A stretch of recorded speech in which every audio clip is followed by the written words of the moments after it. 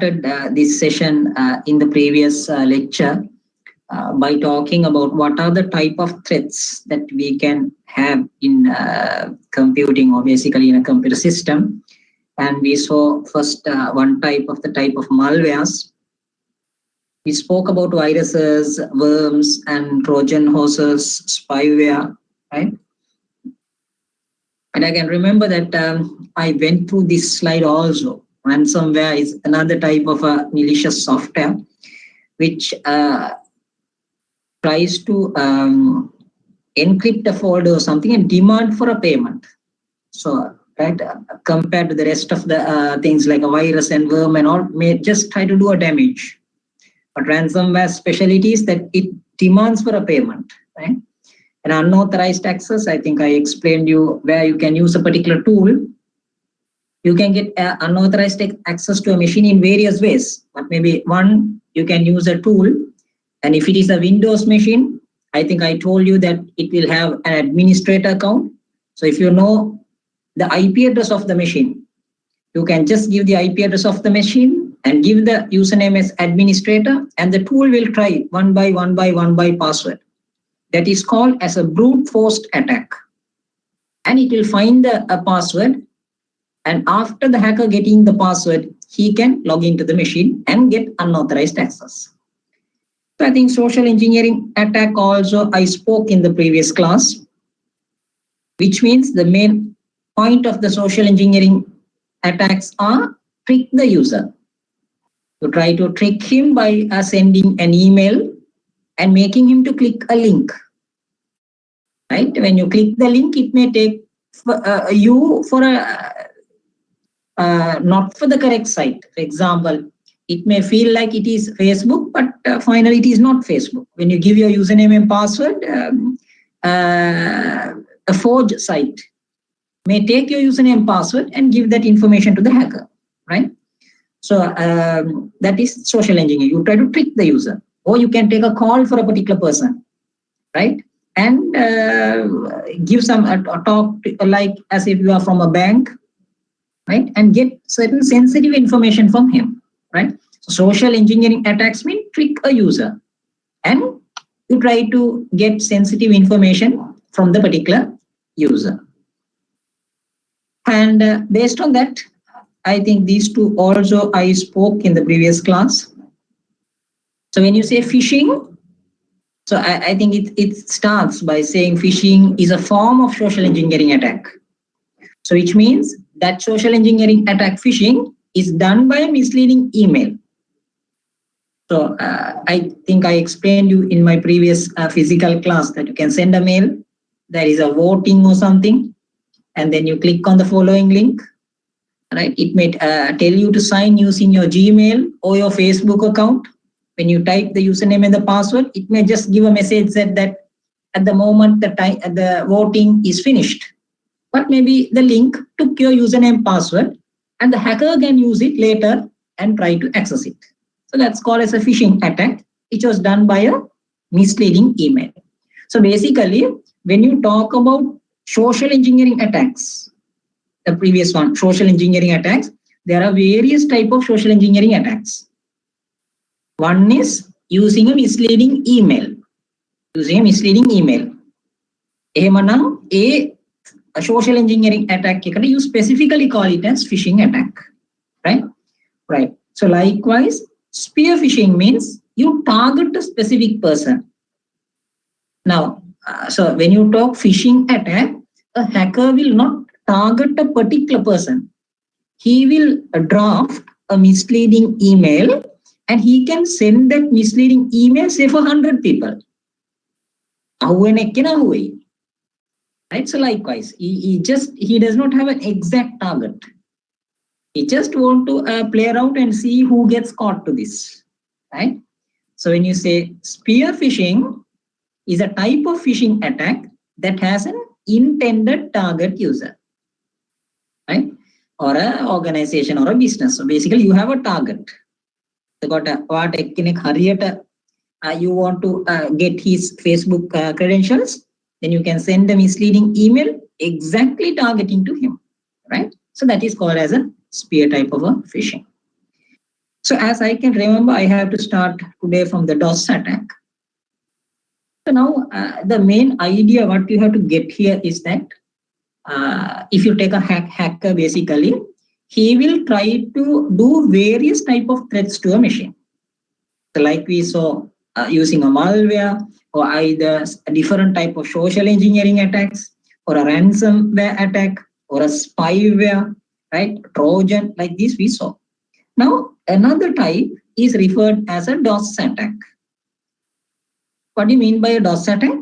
A DOS attack is when the attacker tries to flood the targeted machine. For example, you think there is a website, right? There is a website, and the hacker may try to hack that particular site, but he feels that it is difficult for him or impossible for him. Maybe the next what he could target is to do a DOS attack. එතකොට DOS attack එකෙන් වෙන්නේ he tries to flood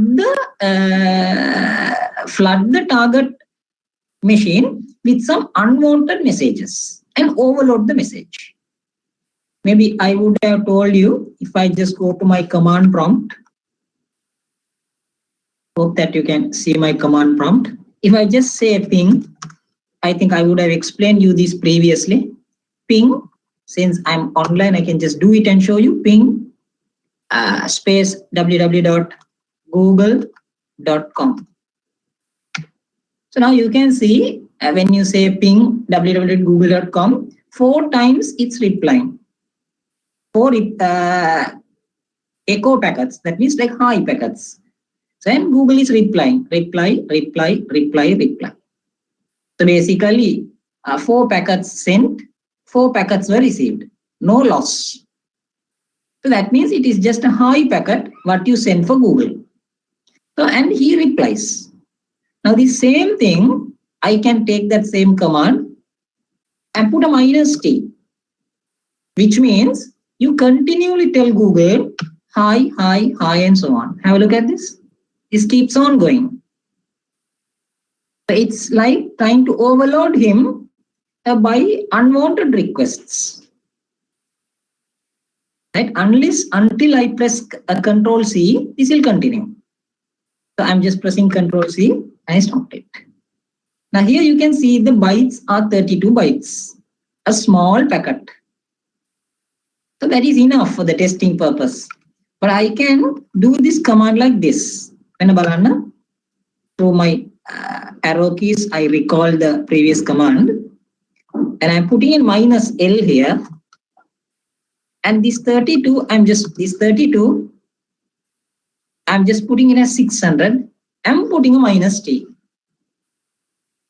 So now you can see it sends by 600. It sends a huge packet, unwanted packet, and he's repeating on like hi over and over get Google. So I'm just pressing a Control C and I'm breaking that. So this just overloads unwantedly the Google server with unwanted requests. Is not a very effective type of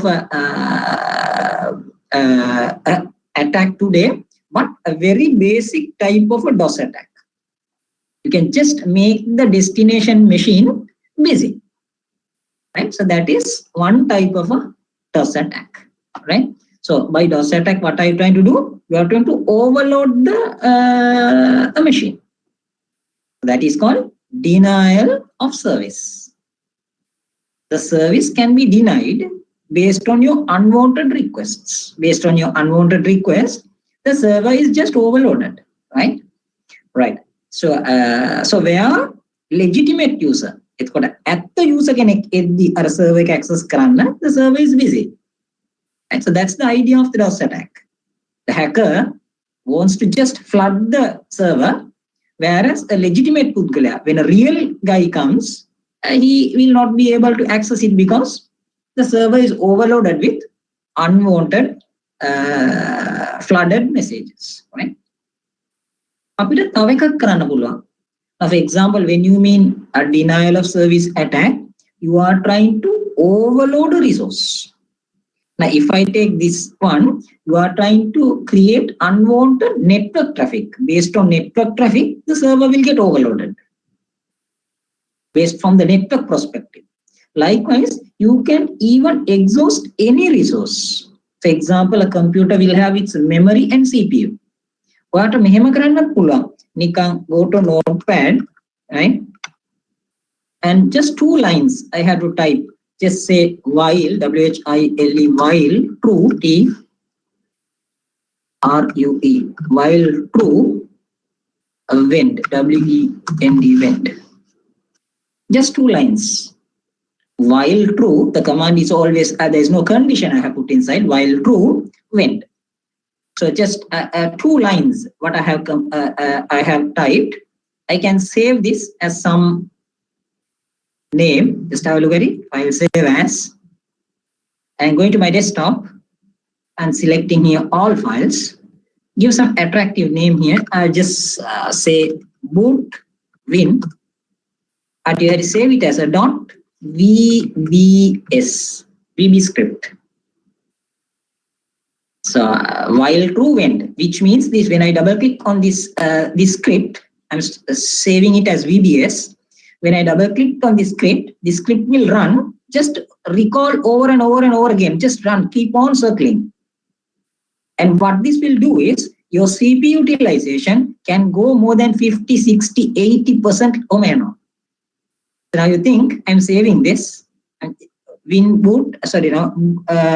boot win. නැත්නම් win boot කියලා දාමුකෝ. එතකොට නිකන් Windows file එකක් වගේ win boot කියලා දෙන්න. කැමති නමක්. I just example. Or do not open or something. And I'm clicking on save in my desktop. I close this. I'm not going to double click in my machine right now. See here, this is there, win boot.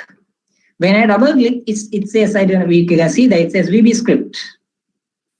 When I double click this file, nothing will open in my screen. So if nothing opens, what do you really do? You think that I make a click and you will again double click. Then what will happen is that the CPU utilization will increase. If you go to task manager, you come to now have a look at my machine. My CPU utilization is just 11%. 10 butter smooth. Resources are pretty cool. But if I double click this once, this will go to about 60%. වැරදිලාවත් මම හිතුවාට මේක double click උන්නේ නැහනේ. ආපහු double click කරොත් 90% එනවා. And working in this computer will be absolutely slow. Why? Because this program is trying to make use of the CPU. So the CPU will be just overloaded. And that becomes a denial of services for your CPU. So it's trying to flood the CPU of the particular machine. එතකොට මට දැන් මම නිකන් double click කරේ නැහැ හේතුව මගේ connection එක loss වෙයිද දන්නේ නැහැ. Because CPU utilization will increase, my machine will get slow. If I try to open a particular application, even sometimes it takes time. Right? So just as an example, I gave you that idea. So DOS attack means the hacker tries to overload a particular machine. But when you say overload a particular machine, that overload can be in any form. The first example is overload the network traffic. එතකොට ඒ machine එකට එන්න internet bandwidth එක නිකන් fill වෙයි. So then that is one type of a DOS attack. Another type of a DOS attack is like I just showed you. The CPU utilization will be filled up. Right? So likewise, DOS attack is to flood the particular resource. Right? Right. එතකොට මේ DOS එකේම you can have another type, we call it as DDoS. We call that attack as DDoS attack. The attack can be DDoS. So when you mean DDoS, DOS mean denial of service attack done by one machine. But when you say DDoS attack, you call it as distributed denial of service attack. What that means is not one machine. For example, have a look at this screen. I'm going to put, if I put this to google.com, which means my machine is attacking google.com. මට පුළුවන් මේ attack එක මගේ machine එකෙන් කරද්දී මට තව machine දෙක තුනකින් උත් මේක දාන්න පුළුවන්. Same thing I can run it on different machines also. එතකොට ඒගොල්ලන්ත් මේ Google එකට ඒගොල්ලන්ගේ machine එකෙන් මේ command එක execute වෙනවා. So that means එක Google කියන එකට for multiple sites they try to attack. Right? So then that is referred as a distributed denial of service attack. Right? Okay. Any questions there? Anybody? Is it clear for you all? Did you get the idea, guys? Yes. Yes. Fine. So I hope that part was clear. In case any questions you all are having, guys, the chat box is available. The mic is available. You can on and ask me any questions in case of any clarification. Right? Fine. So then that is about the DOS type of an attack. Right? Right. If you try to talk another type, I think that was the last type of threat. This was discussed in this particular slide, was the man in the middle attack, right? So when you say man in the middle attack, what does that imply? Okay, so that almost gives you a basic understanding. If I just take you to my paint to explain you the big picture about a DOS attack, the man in the middle attack is you will have your internet.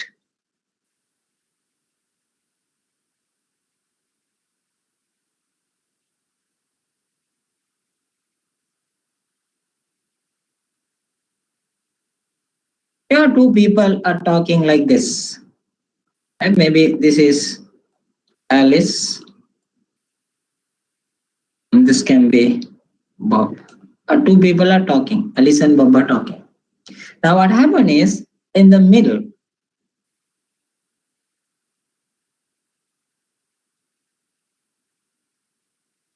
you can have a person like a hacker. He can see this information. Right? So there are two types of man in the middle attack basically. When you say two types, one is called passive and the other one is called active. When you say this man in the middle attack is passive, if you say that this is a passive attack, which means when Alice and Bob are talking, the hacker in the middle simply looks at it. He can just look at it and see amma tudu balabang Alice Bob katha karana dewa, Alice kiyana katha ekata Bob denna uttare, and he will just gather the information. And he knows what's going on, but he's not changing anything. That's called as a passive type of attack. And when a passive attack takes place, right? When a passive attack takes place, Alice and Bob will not know that there is somebody watching. Mogut wenna ne guys. Alice hi kiyaddi hi are me good Bob kiyaddi meka naughty ya monari katha karaddi meya balagena innawa meda. Meya balagena ine eka these two people will not realize. Alice and Bob will not realize it. But if you want, this hacker can do an active attack. What do you mean by active attack is that when Alice is typing something, right? When Alice is typing, hi Bob or something, example, general විදියට මෙයාට පුළුවන් මේ hi එක oi Bob කියලා දාන්න. එතකොට මෙයා type කරපු එක hi Bob, මෙයාට පුළුවන් oi Bob මොන හරි example. right? මොන හරි වෙනස් කළා යන්න පුළුවන්. එතකොට Bob එකට එන්නේ ඒක වෙන message එකක්. So that is referred as an active threat. So then Bob can realize අම්මරු මේ මොන කතාවද මේක. Likewise. So you can change the contents when the communication is going among two people. That is reflected as active man in the middle session, or basically an active threat. එතකොට man in the middle attack කියද්දී When two people are communicating, a person jumps in the middle. That is referred as the man in the middle attack. That attack can be done in two modes basically, a passive attack or an active attack. In a passive attack, in the man in the middle attack, the hacker only eavesdrop. Eavesdrop means he only listens, he only watches, he only monitors the traffic. He gathers information, but he doesn't change the information in passive. But in contrast, if you look at active man in the middle attack or active type of a threat in man in the middle attack, the hacker changes the information, whereby the sender and the receiver can get to know there is a hacker in this middle. Because if you investigate further, you see mama yapu information has reached the destination. Right? If I try to talk this in another way, see my slide. Attacks are eavesdropping attack. So when you say eavesdropping, two people are talking, somebody in the middle is listening. But when you use the word eavesdrop,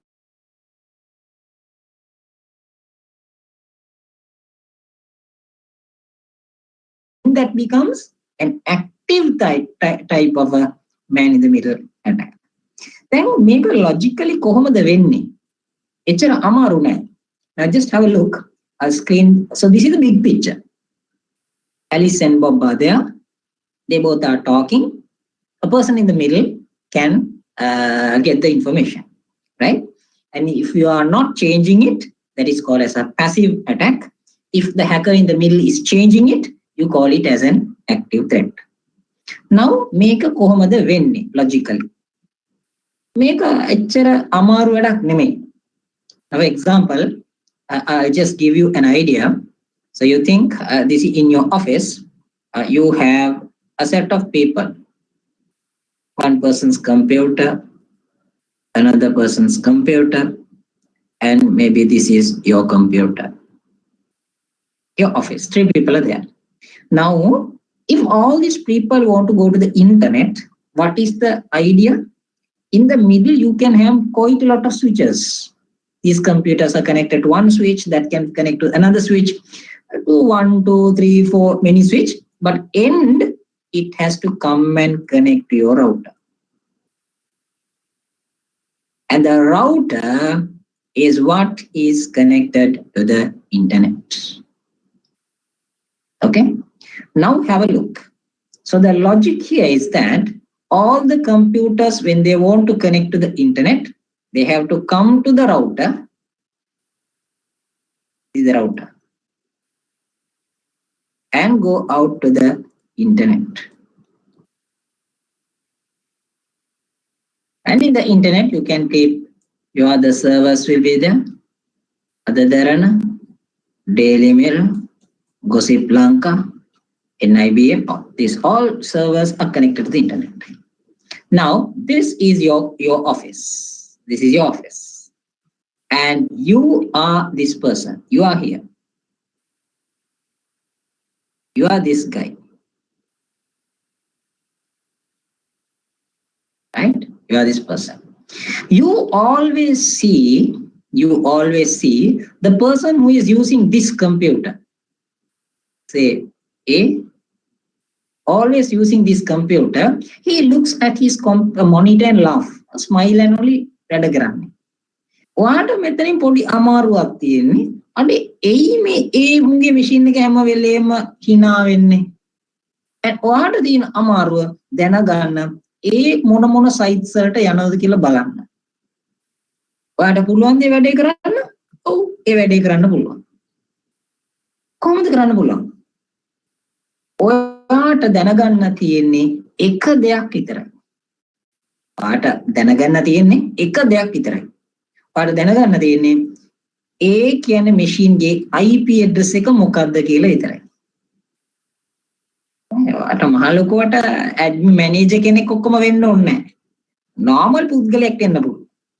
You have a tool called Kali Linux. You have to just install that in your machine.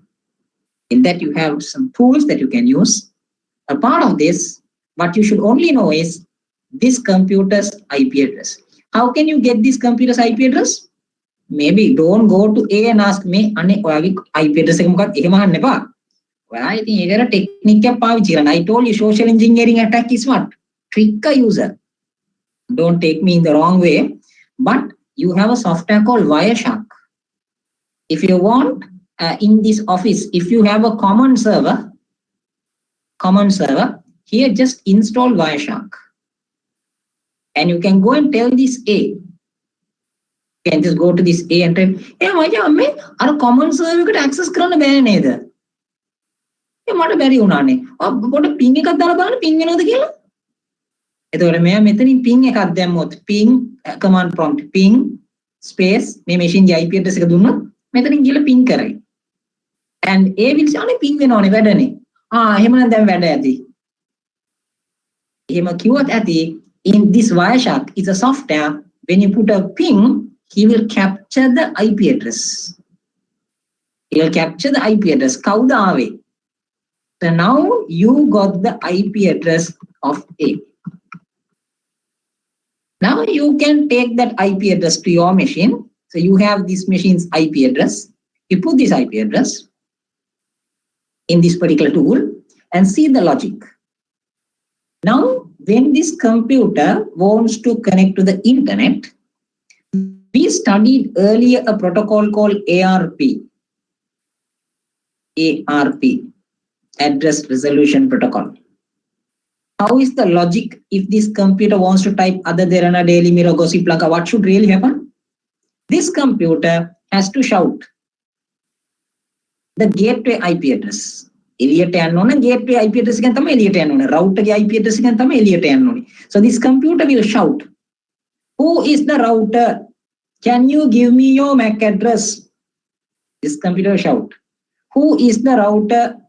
Can you give me your MAC address?" එතකොට ඒකට උත්තරේ දෙන්න ඕනේ R නේද? router දෙන්න ඕනේ. ඒකට කලින් මෙයා පැනලා කියන අනේ මම තමයි router. මම තමයි router. ඔයාලට මත් එක්ක කතා කරන්න පුළුවන්. And now this computer will think this is the router and connect with him. And now this is a normal computer as well. He will connect to the router. And the router will connect to him. And you have a tool in Kali Linux. You can just use it. And now when this person types adaderana.lk, he'll come to this machine and he can see adaderana.lk. And මේ පැත්තෙන් ආපුව මේ route එකටත් යවලා adaderana එකටත් එනවා. site එක ආපුව මෙතනට ඇවිල්ලා hacker ගේ machine එකට ඇවිල්ලා මෙයාගේ machine එකටත් එනවා. but මෙයා දැනගන්නවා adaderana එකට ගියා. If you type say Daily Mirror, likewise Facebook එක ඇතුළ වෙන දේවල් බලන්න බෑ. Because Facebook is HTTPS නම් ඇතුළ වෙන දේවල් බලන්න බෑ. But you can see that this person has gone to Adaderana, Daily Mirror, Facebook, YouTube. ගිය sites ඔක්කොම ටික බලන්න පුළුවන්. But HTTPS නම් ඇතුළ වෙන දේවල් බලන්න බෑ. So basically, this person gets an overview picture about all the sites what A goes. So basically that is a man in the middle attack. Now he can observe all the things what A is going. But A will not know it. Because when A types Adaderana, වැඩි වෙනවනේ. Adaderana එනවනේ page එකට. උගේ machine එකට එනවා Adaderana. Adaderana එනවා. මෙතනට ඇවිල්ලා එතනට ඇවිල්ලා යනවා. And it comes to the destination. But in the meantime, if this hacker wants, he can do another attack. What he can do? This fellow sees, "Amma to balapang Alice, me podi ekek. Tama NIBM එකේ diploma කරන්නේ. යන්න sites ටික බලන්න. බලපන් head එකේ ඉඳලා ඔබට කිසිම site එකකට මම යන්න දෙන්නේ නැහැ." කියලා this hacker can do an active threat. මේ tool එකේ file එකක් තියෙනවා. ඒ file එකෙන් ඔයාලට type කරන්න පුළුවන් asterisk is equal to www.nibm.lk.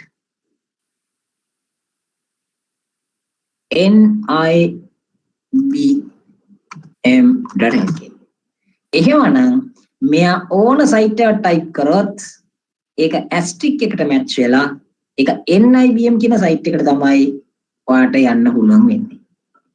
එතකොට මේ A කියන පුද්ගලයාට යන්න පුළුවන් මොකද්ද nibm.lk කියන එකට විතරයි, because any site you type, it comes to the hacker's machine in the man in the middle attack, and it gets matched to the wildcard asterisk, and that is equalized to either NIBM or our LMS site.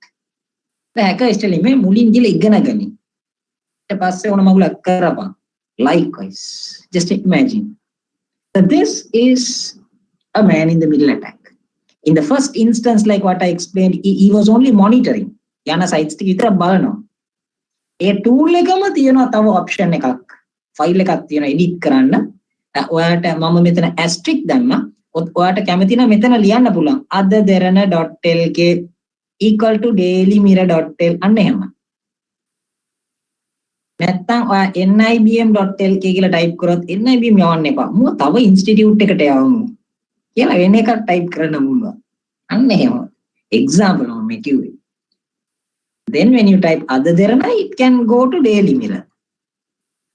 Or like I put here asterisk, anything, it will go to nibm.lk. So basically this is referred as a man in the middle attack. So that's the logic, right? That's the logic, what it tries to happen. So that's it. When you are in an organization, you have to be careful.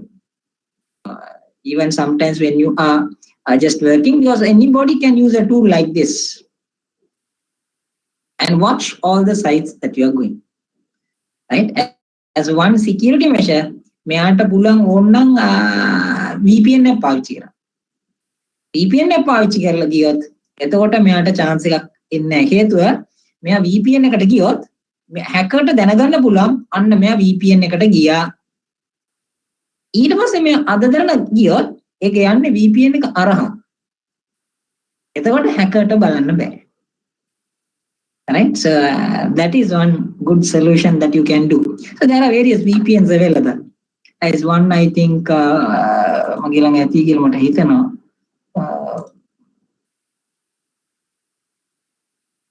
There was one called this one, I think, Siphon, the good one. You don't need to install this. You can just double click on this and it works. Siphon killer. Then it will create a VPN from your machine to a VPN server.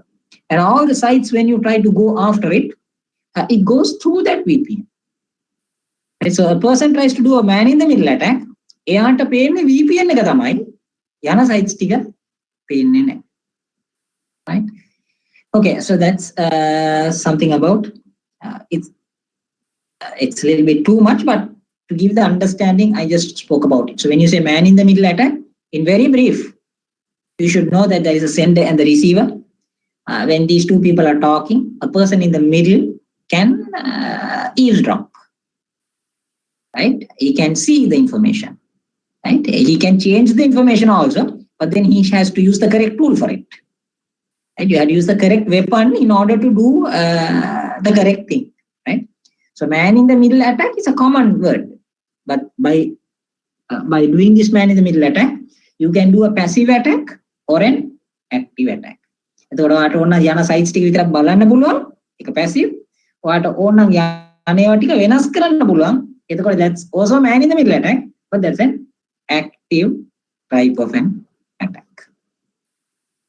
Likewise, you have quite a lot of threats available.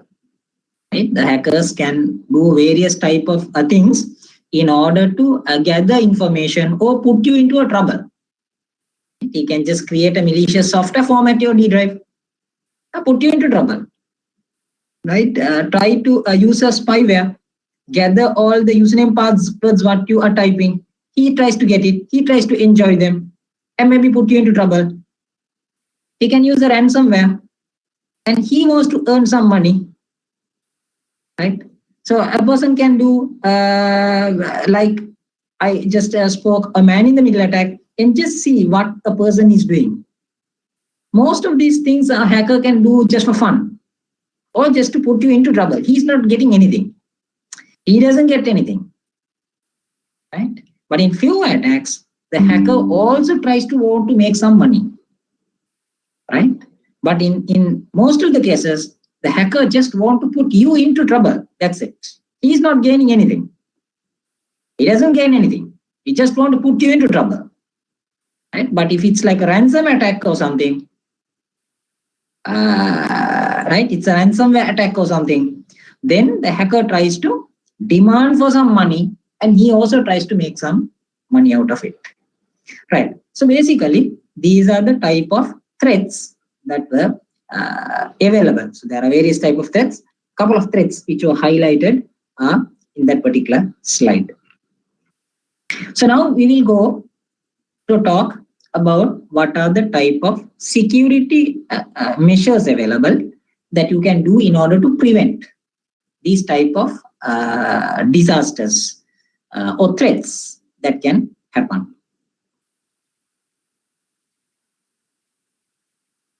So my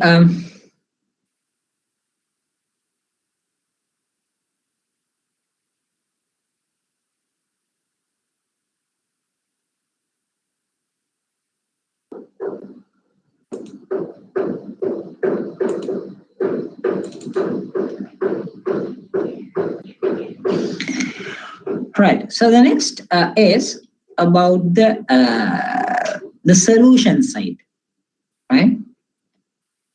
So if you talk in terms of what are the type of solutions that we can provide, we will first talk in this particular slide what is network security, or basically why we want this network security. What are the type of controls available? අපි මොන හරි solution එකක් දෙද්දී, right, we have to use some controls, right? You can have technical control, physical control, administrative controls. එම controls තුනක් තියෙනවා. මේ controls තුනම මොකක්ද? ඒ තුනම ඕනද කියන එක අපි බලමු.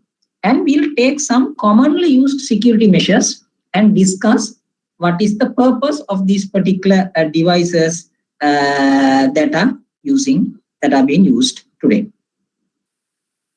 Right. So first, the solution side. So when you say network security, or basically ඔයාගේ syllabus එක වෙනම network security කියලා තිබ්බේ, but basically information system security or network security, or basically computer security as common. When you say, what does that imply? Yeah, when you say security, that implies the protection. So first we spoke about the type of threats. එන්න පුළුවන් ප්‍රශ්න ටික මොකක්ද? malicious software, unauthorized access, right? ඊට පස්සේ spyware, ඊට පස්සේ trojans, likewise social engineering attack, right? Like this different type of threats. Now when you try to take up the security, computer security is basically the protection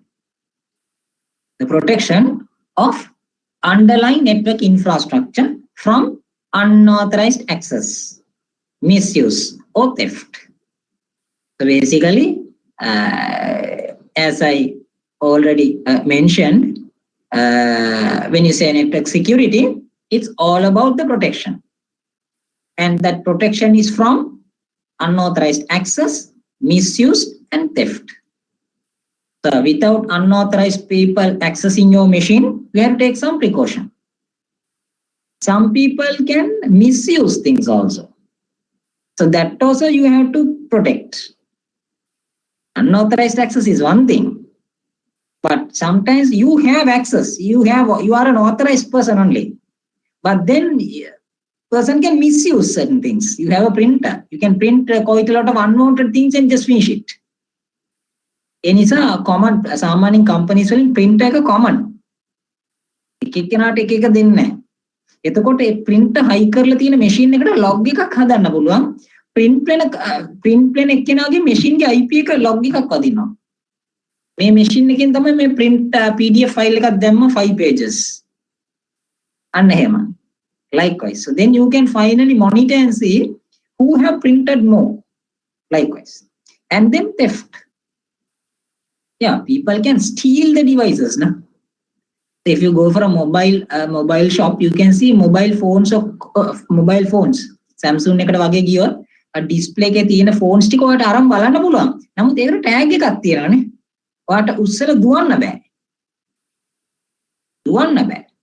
සමහර laptops අපේ lab එකේ PC1 එකේ කලින් laptops තිබ්බේ. හැම laptop එකකටම tag එකක් දාලා තිබ්බා. ගලවලා උස්සගෙන යන්න බෑ. If not, people can carry things and run away. So, due to theft also, you have to make sure that you take precaution of your network equipments, right? CCTV camera.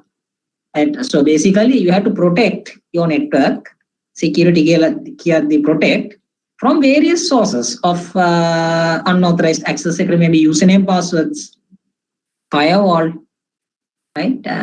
Misuse eකට නැතුව අර මං කිව්වා වගේ log files, right? Certain things will certain solutions will help in 2-3 mechanisms. CCTV camera.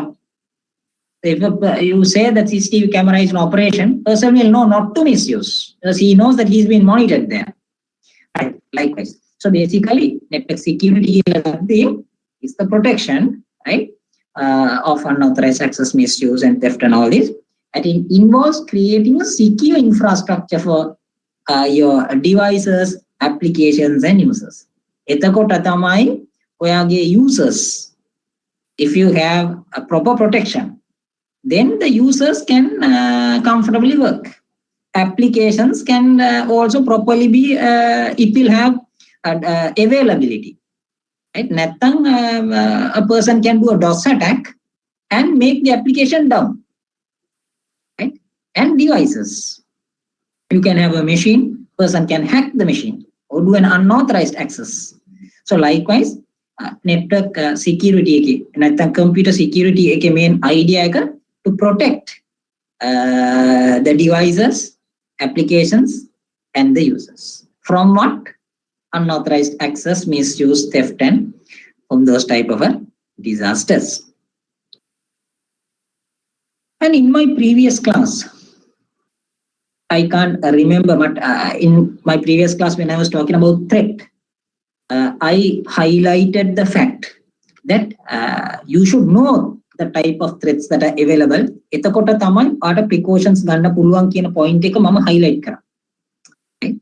Whether you have diabetic is there, cholesterol is there, pressure is there, right? Like this, you should know the type of leader that is available. Then only you will take precautions. Now, soft drinks also too much is not good, and you may lose your kidneys and kind of things like that. You should know. Then only you can take precautions. හරි. ඒ වගේම security එකට යද්දී එතකොට ඒක threat කියන මම කතා කරද්දී security කියලා දෙද්දී ඔයා හොඳට දැනගන්න ඕනේ. I can't remember whether I used that point in that instance, but when you are giving solutions, you have to combine multi layers of security. That is also important. Combine multi layers of defense. What does that mean? Yeah, you can't just come to conclusion and say mage machine එකට මම complex password එකක් දැම්මා. ඒ නිසා කාටවත් hack කරන්න බෑ. අන්න එහෙම එකක් දාලා you can jump up high. Right? So you may have, if you want to secure something, you may have to take multi layers of security. I mean, multiple levels of security. Right? So for example, if your dada and mama wants to build a house and make it a secure house, what they have to first do? The තාප්පයක් දාන්න. කලින් class එකේ මම කිව්වද දන්නේ නැහැ මට මතක නැහැ. right? හොඳ තාප්පයක් දාන්න, roller gate එකක් මෙතන දාන්න, පොඩි gate එකක් මෙතන දාන්න. Right? So then and then you build your house here. And maybe this is a hall, this can be another room, this can be a kitchen, this can be a master bedroom, and likewise. සමහර ගෙවල් මම දැකලා තියෙනවා තාප්පට උඩ වීදුරු කටු දාලා. තාප්ප මම දාලා තියෙනවා. ඔයත් දාන්න. වීදුරු කටු දාලා තියෙනවා. Then that is see. Some houses the තාප්ප, when I see the තාප්ප, කාර් ඉඳලා ගෙදර පේන්නේ නැහැ. ගියක් තියනවා කියලා පේන්නේ නැහැ. තාප්ප එච්චර ලොකුයි. දාන්න ඉතින් මම දාලා නැහැ. ඕගොල්ලන් කැමති නැහැ එහෙම කරන්න. That means the tapa is the first line defense. To make it a little bit more strong, some people, like I said, that we durga to dala. Good. Put it. And some people put CCTV cameras. ඒ පුළුවන් නම් දාන්න. මම දාලා නැහැ. ඔයා දාන්න. සල්ලි තියෙනවා දාන්න. මට නැති නිසා මම දැම්මේ නැහැ. Right. So basically that's another level of security. And also I can't remember where I put this diagram. දොර ටික හොඳට දාන්න. දොර rooms වලට ඇති bathroom එක bathroom එක නම් bathroom එකට දොරක් ඇති. ඒ දොර ටික හැම එකටම හොඳ දොර ඕනේ නැහැ. But the ඉස්සරහා දොර, again this is the front door. And කුස්සියෙන් එළියට යන දොරක් තිබ්බොත් ඒ දොරටත් හොඳ දොරක් දාන්න. And some people ඉස්සරහට කොහොමද හොඳ දොරක් දාන්න. ඒක කියන්න ඕනේ නැහැ. හැම කෙනාම හොඳ දොරක් දාන ඉස්සරහා දොරට. එනකොට මිනිස්සු බලද්දී හොඳ දොර පේනවා. People will neglect the කුස්සිය දොර. But මතක තියාගන්න ගෙවල් වලට එන හොරු එන්නේ පිටිපස්ස දොරෙන් තමයි. ඒ නිසා පිටිපස්ස දොරටත් හොඳ එකක් දාන්න. Right? Washroom එකට ප්ලාස්ටික් එකක් දැම්මට ප්‍රශ්නයක් නැහැ because ඒක තෙමෙනවා ඒක දැම්මට අවුලක් නැහැ. Right? And the other thing is in our Sri Lankan fashion we have quite a lot of windows. Windows වලට grills උත් දාන්න. මම දන්නේ ඕගොල්ලන් දාලාද කියලා. මම නම් මගේ ගෙදර ජනල් වලට ඔක්කොම grills දාලා තියෙනවා. Washroom එකෙන් පොඩි මෙතන අර එළිය ටිකක් එන්න පොඩි මේකක් තියෙනවා. ඒකෙන් එකෙක් එන්න නම් බෑ. නමුත් ඒකටත් මම grill එකක් දාලා තමයි තියෙන්නේ. මෑත් ඉතින් දාන්න කැමති නැහැ. So basically that is security. So that is multi-level. And wahala. The roof, if you take a bank, right? If you take a bank, බැංකුවට නීතියක් තියෙනවා. සමහර banks වලට policy එකක් තියෙනවා. වහලා concrete එකක් එන්න ඕනේ.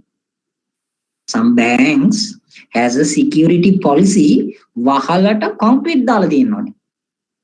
asbestos එකක් දාලා මේක තමයි මරු මේක rhino brand එක rhino පැන්නොත් මොකුත් වෙන්නේ මේක නිකම් බයිලානේ guys දෝස marketing නෝ එහෙම හරියන්නේ නැහැ ස්ලැබ් එකක් දාන්න දැන් ඔයා කියලා අම්මා තාත්තට කියන්න එපා මේ අපි ස්ලැබ් එකක් ගෙදරට දාමු කියලා ඕනනම් ඔක දාන්න මම නම් එහෙම දාලා නැහැ but what I'm saying is if you think to be highly secure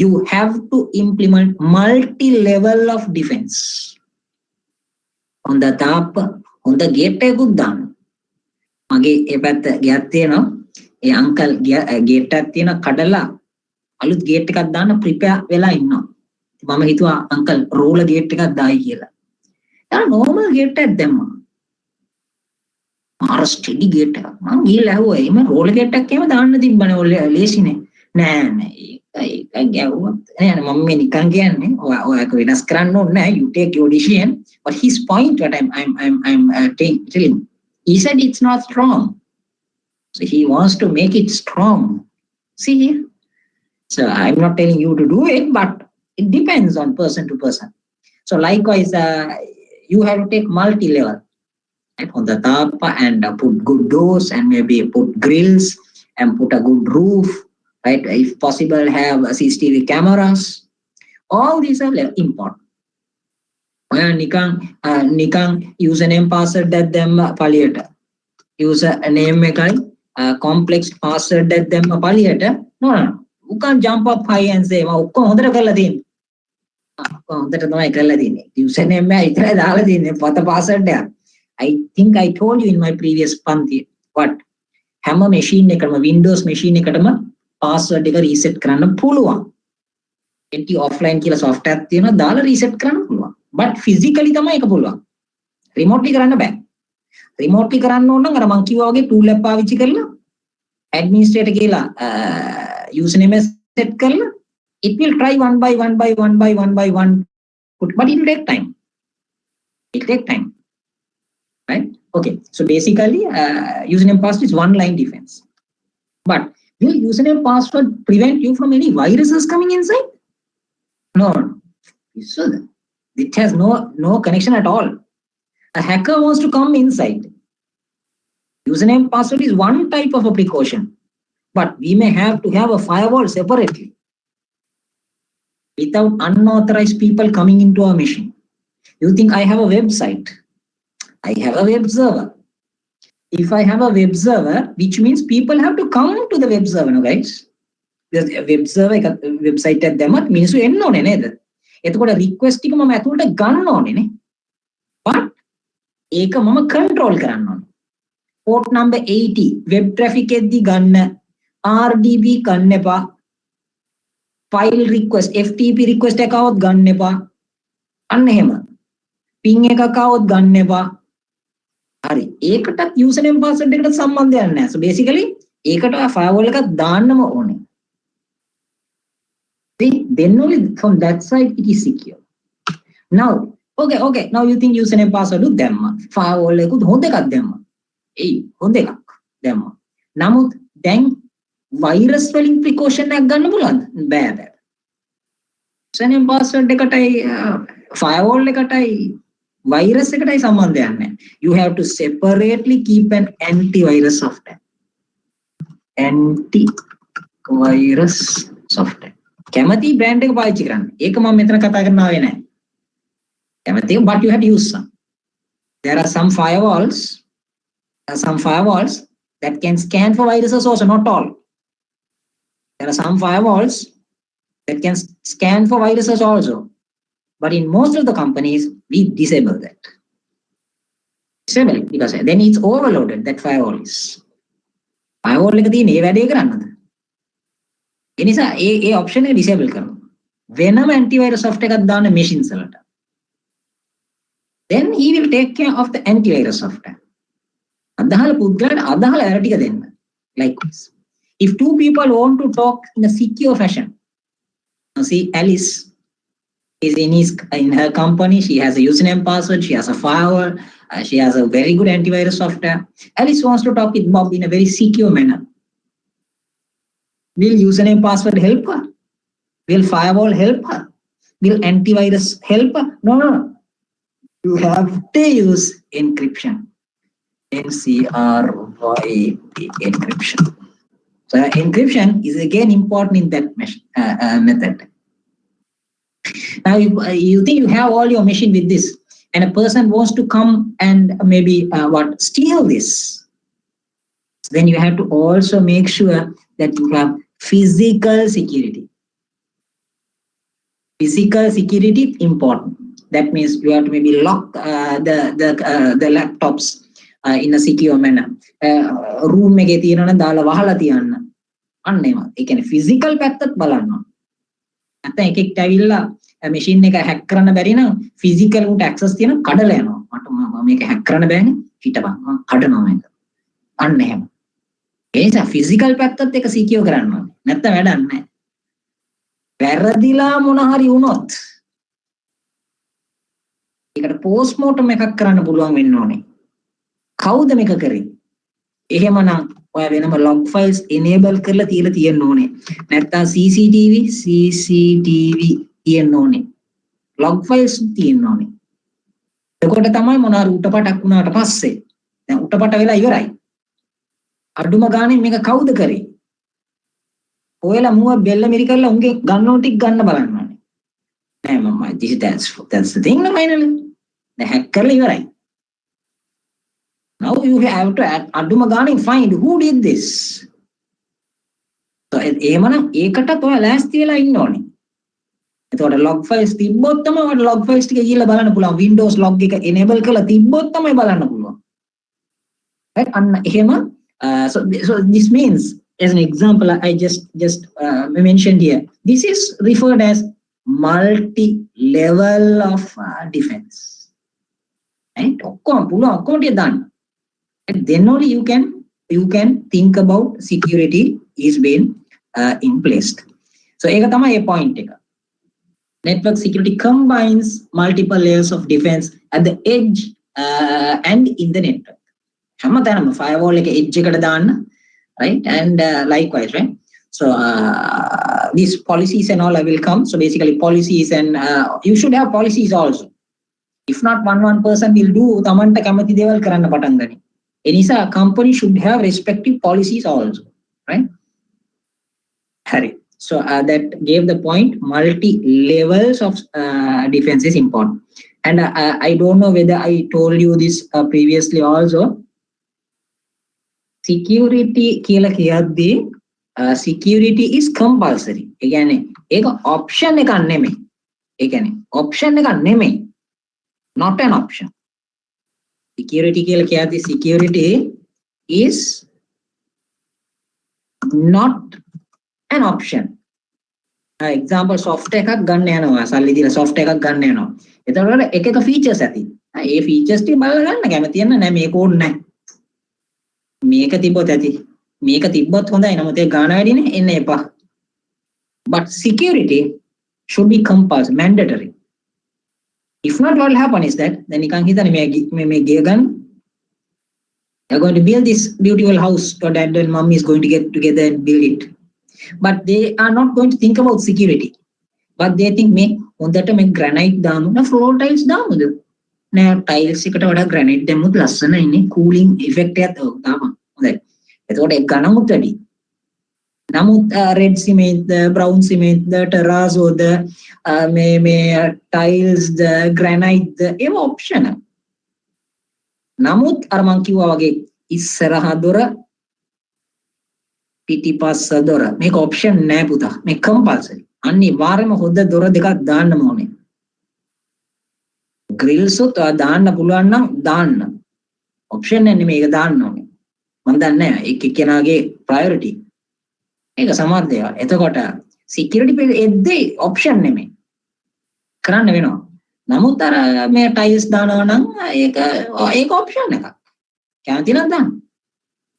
මගේ නම් සමහර කාමරේදී ඉන්නේ පරණ ගයක්. ඒ නිසා hall එකේ තියෙන terrazzo සමහර rooms වල තියෙන tiles සමහර room වල තියෙන්නේ මේ red cement. ඉතින් ඒක එන කට්ටිය කිව්වොත් මේ මොකක්ද ඊළඟ මේ එක එක මේ room එකේ ඉතින් මොකද අමාරුද? ඉතින් මට ඕනේ නමුත් අර මං කිව්වා වගේ security පැත්ත හොඳට තියෙනවා.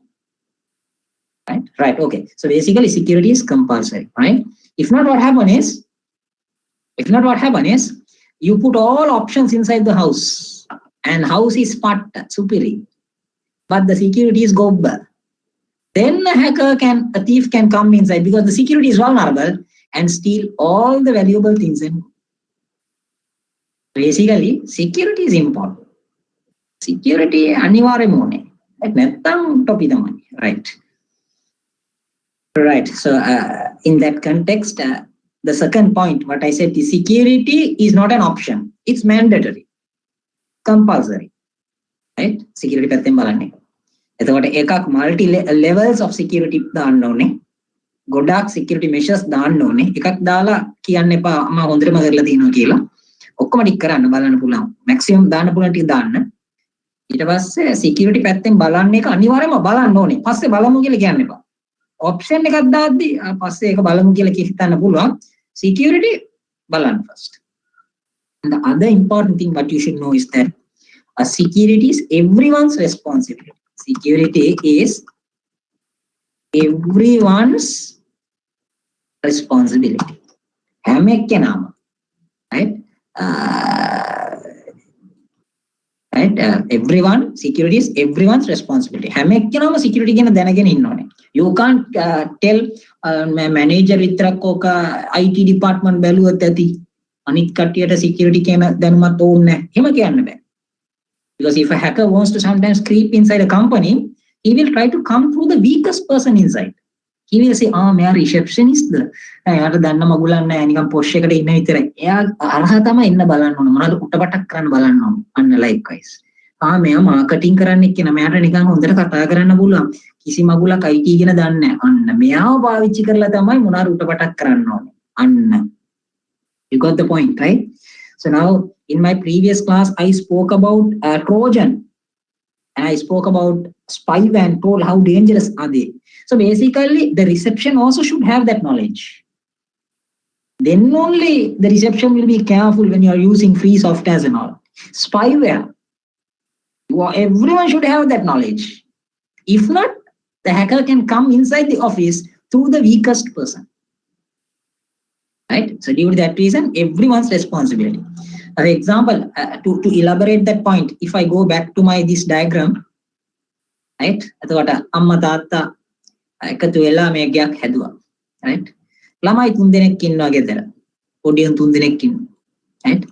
Right? Amma තාත්තා ඉතින් හම්බ කරලා very busy, they earned and built the house very well and they thought about security also, multi level of security and පුළුවන් හොඳට කරලා තියෙනවා. ළමයි 3 දෙනෙක් ඉන්නවා. There are 3 children there.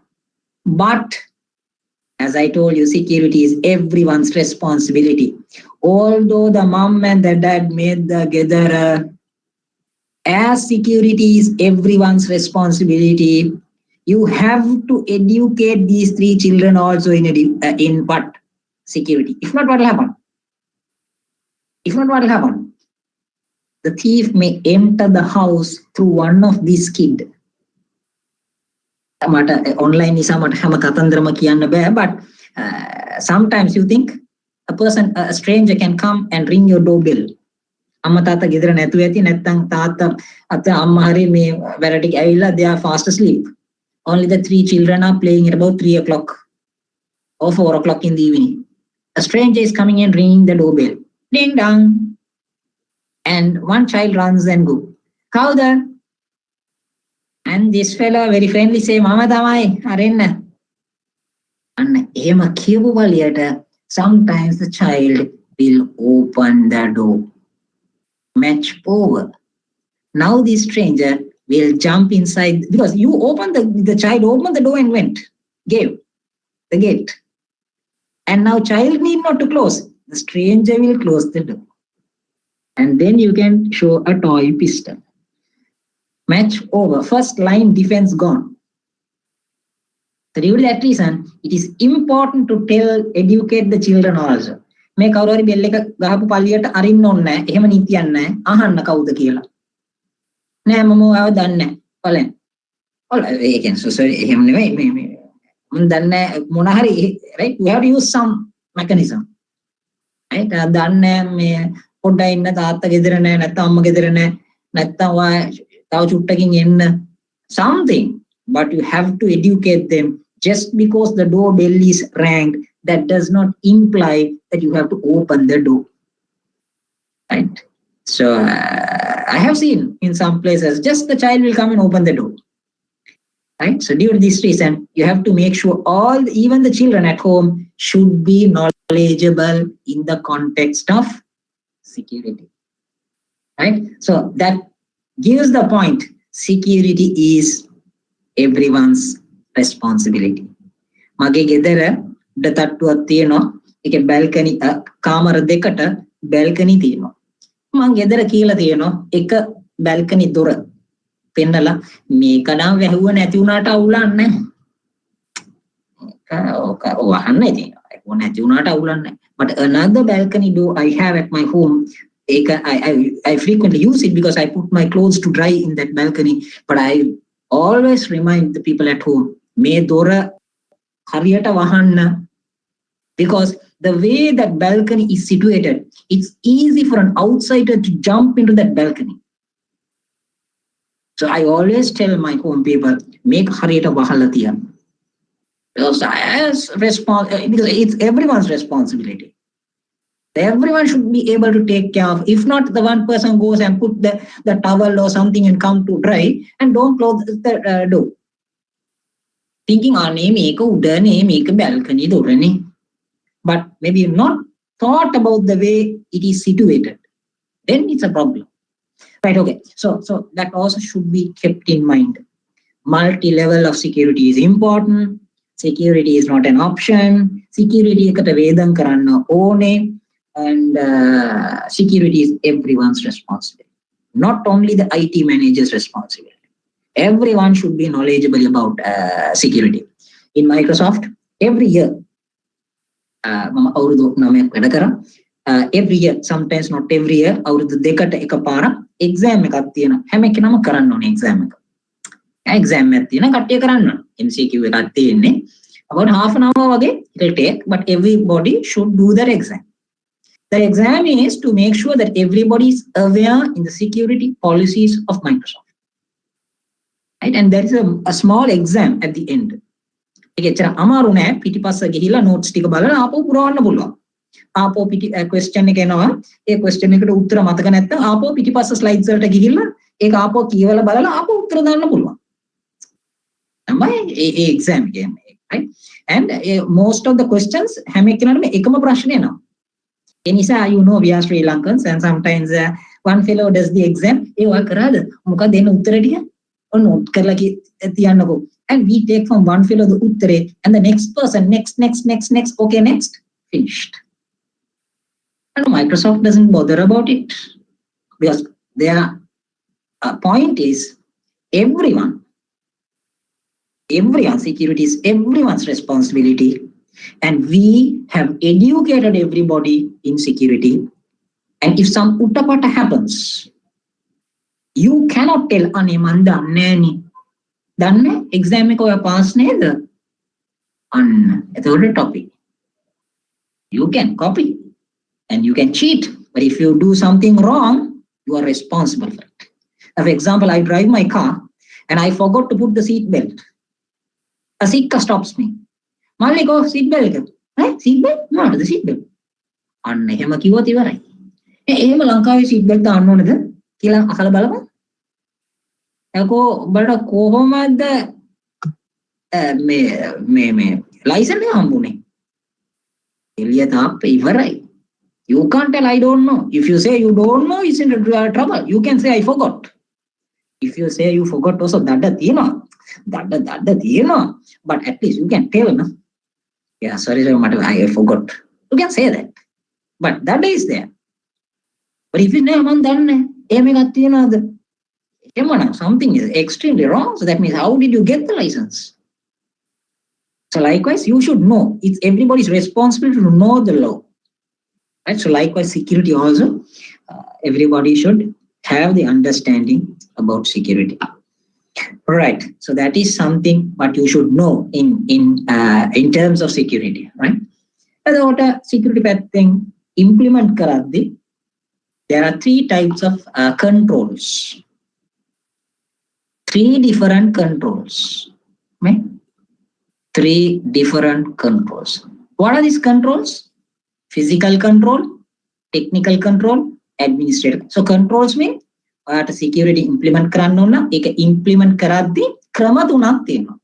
ඒ කියන්නේ align වෙලා තියෙන angles 3ක් තියෙනවා. technical පැත්ත ඔයා බලන්න ඕනේ. technical පැත්ත බලන්න ඕනේ. physical පැත්ත බලන්න ඕනේ. administrative controls. එතකොට physical control, technical control, administrative control. Now you should know that මේ controls 3ම මොකක්ද? right? ඒ 3ම controls 3ම ඕනේ. මේ 3ම controls ටික මොකක්ද?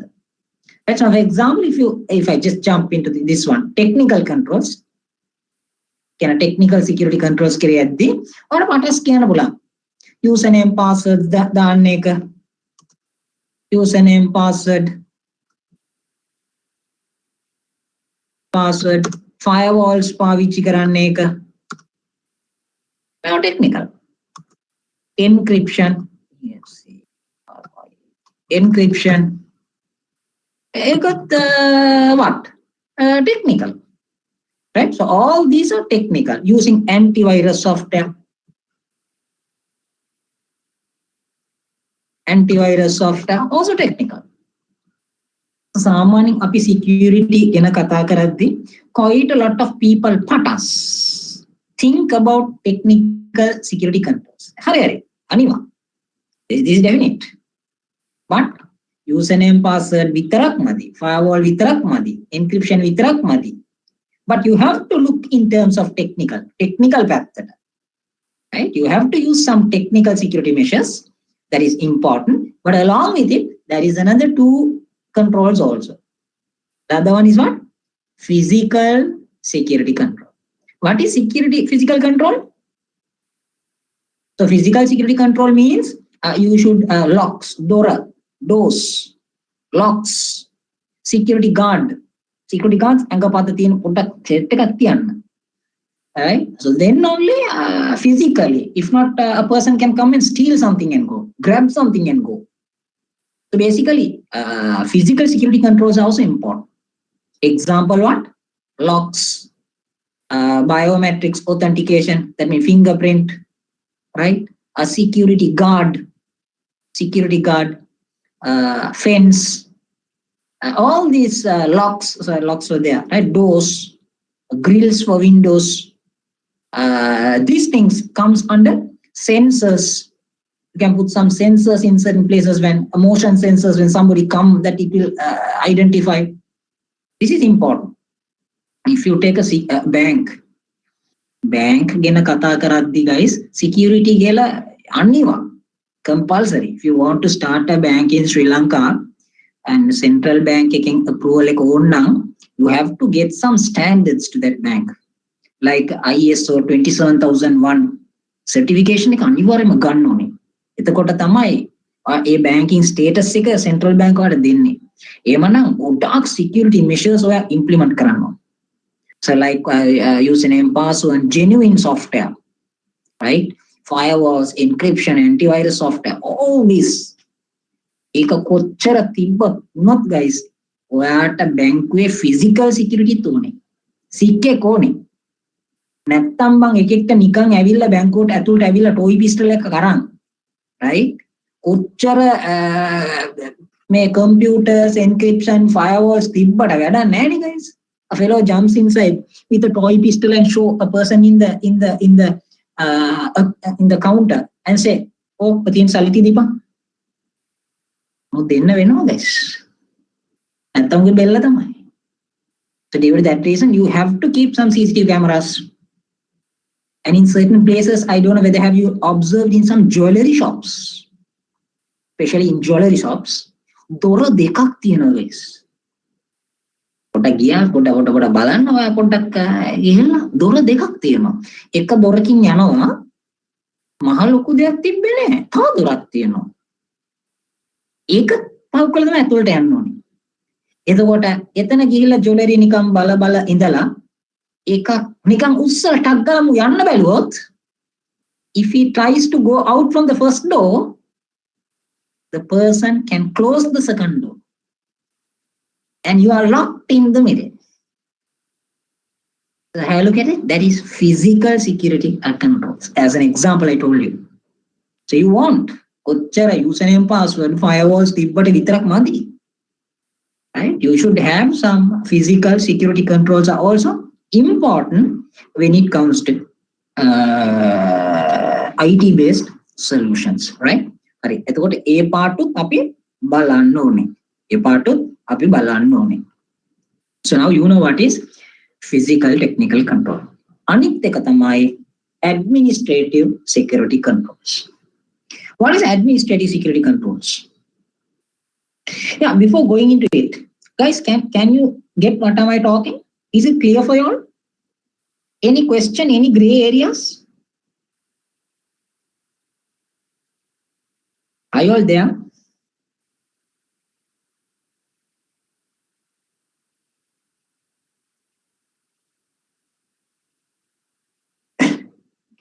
Okay, so I hope things are clear, right? So my prashna tiyana ahanna, right? Okay. Fine, good. Right. So the other control is called as the administrative control, right? So when you talk about administrative controls, so in the exam, guys, network security පැත්තෙන් එක ප්‍රශ්නයක් එයි. අනිවාර්යයෙන්ම එකක් එන්න පුළුවන්. එක paper එකෙන් આવොත් briefly explain what is physical control. අනිත් paper එකෙන් එයි briefly explain what is technical control. ඊළඟ paper එකෙන් එයි what is administrative control. marks දෙකක් කරේ තුනක් කරේ එයි. වෙන security questions will come, but I'm just emphasized on these three words. So every paper he will come and tell hi, right?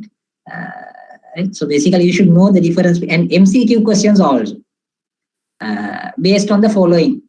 What is a physical control? Based on the following, what is a physical control? Encryption, firewall, policies, likewise security guard. අන්න එහෙමෙද්දි ඔයා දැනගන්න ඕනේ එතන. හරි, මේක තමයි physical security control. එතකොට technically දැන් දන්නවා. දැන් අපි යන්නේ administrative control. controls. So if you take some companies, guys, they focus on physical and technical. No doubt. They have good technical. Most of the people, as Patas, when you say security, they talk technical. Definite. You should take technical. As a part with that, now I just explained you the importance of physical security controls are also important. Administrative controls are also important. Now you should know what is these administrative controls. In very simple terms, administrative controls consist of security policies and processes named procedures.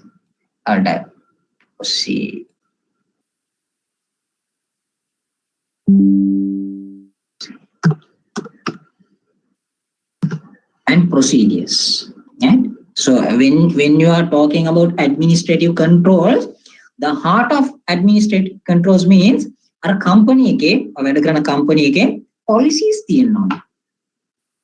and you should have procedures. Now what is this and why do you think that it is important? If the company is very small, guys, you may not sometimes know the value of policies and procedures. You may not know the value of policies and procedures. But if the company is larger and larger, සමහර වෙලාවට දේවල් control කරන්න අපිට අනිවාර්යයෙන්ම policies procedures ඕනේ. නැත්නම් මල වදයක් වෙනවා. Right? Now, for example, in some companies, there is a recruitment policy. Yani recruitment policy නේ බලන්න එකෙක්ව recruit කරද්දී අර policy එකක් තියෙනවා මේ ඔයා interview එක selected ඔයා first day එන්න කලින් ඔයා police report එකයි ග්‍රාම සේවක පදිංචි certificate එකකුත් අරන් එන්න අම්මට. ඒ මොකද්ද? එහෙම තමයි සර් අපේ සමහර positions වලට අපිට police report එකයි ග්‍රාම සේවක පදිංචි certificate එකකුත් අපිට ඕන වෙනවා සර්. ඒ කියන්නේ සමහර companies ඒක හැම කෙනාම දෙන්න ඕනේ. In some companies, not for every position. For some positions, they take this. What is it? The two documents. Why? Police report? Again, police in Gela or Horek Nagila will yell then on. But Mama Dehivela Nam, Dehivela police in Gila, I have to take a police report. He will take maybe 1 or 2 days and check for the last 2 years. Mea Monari Porakam Marakam Takadi Vada Monari Kerala the Natam, he will tell. According to our records, he has not done any offensive things in this area. Likewise, he will tell. Likewise, Grama Sevaka should also give a letter and tell, Mea me aval tanakintamai padinchi vela inni. And mata mataga mama ekapara Grama Sevaka velave mata first time Grama Sevaka mama balanne. Mama balanne first time. What is the recommendation he can tell? But he wrote like this and that. Taramata mea hondai. Annem. Harine. Taramata mea hondai. Annem. So and he has to certify and give. This is his house, and he is staying in this location according to the Grama Sevaka records. Then only in the company when you go, some utapata happens. You can find this bug. Right? So some companies, for example, cashier position එකට එකෙක් ගන්නව නම් අනිවාර්යයෙන් මේ දෙක අහන්න. දැන් NIBM එක cashier ගැන ඔයා මොකද්ද හිතන්නේ? මම කතා කරන්නේ කෙච්චර හොඳ නවුලක් නෑ ඉතින්. Education purpose no. Now our cashier will have අම්මට ගම්බාට සල්ලි ඇති එතන. ඒ බං බල course fees එක ගෙවද්දි දැන් කට්ටිය cash වලින් ගෙවන්න එක අඩු ඇති. But some pay still in cash. So basically, if one student pays 300,000 ekata gewanna thone, etakota if about 10 people pay one day, 3 lakhs into 10, komad. What do you think if the cashier carries this entire money and go, ammo mata padi onna meka mata ඇති මට මේක බෝනසුත් එක්ක. මේක අම්මල්ලාම අගුලක් වෙනවා. අපි කොහෙද හොයන්නේ? Basically, cashier, I'm just saying as one example. So we have to take a cashier specifically. Than a lecturer.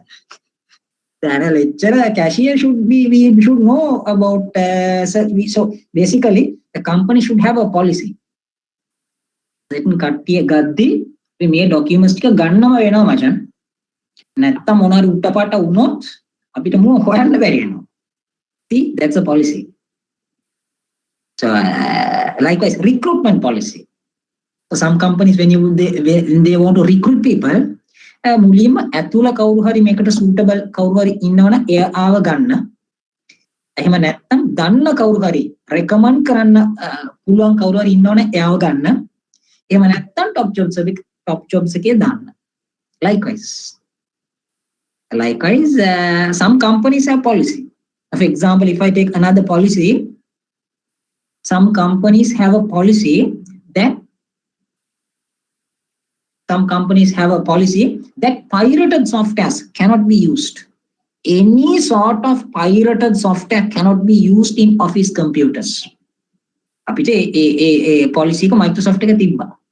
Now A policy එක NIBM එකට ඕනේ නැහැ. අපේ computers ටික බලන lab එක ඕන ආත්තිලා ඔක්කොම දිනනවා softwares. But some companies have a strict policy. Only genuine softwares can be installed. And don't install any crack versions and so on. Microsoft එකෙන් අපිට policy එකක් තිබ්බා Firefox දාන්නෙත් බෑ, open source දාන්නෙත් බෑ. ඔයා Microsoft Edge එක තමයි පාවිච්චි කරන්නේ. So likewise there are some policies, some companies will have some strict policies like that. නැත්තම් එක එක්කෙනාට පුළුවන් එක එක මගුල් දේවල් තමන්ගේ laptop එකට දාන්න පුළුවන්. And then maintaining security can be complex to the IT department.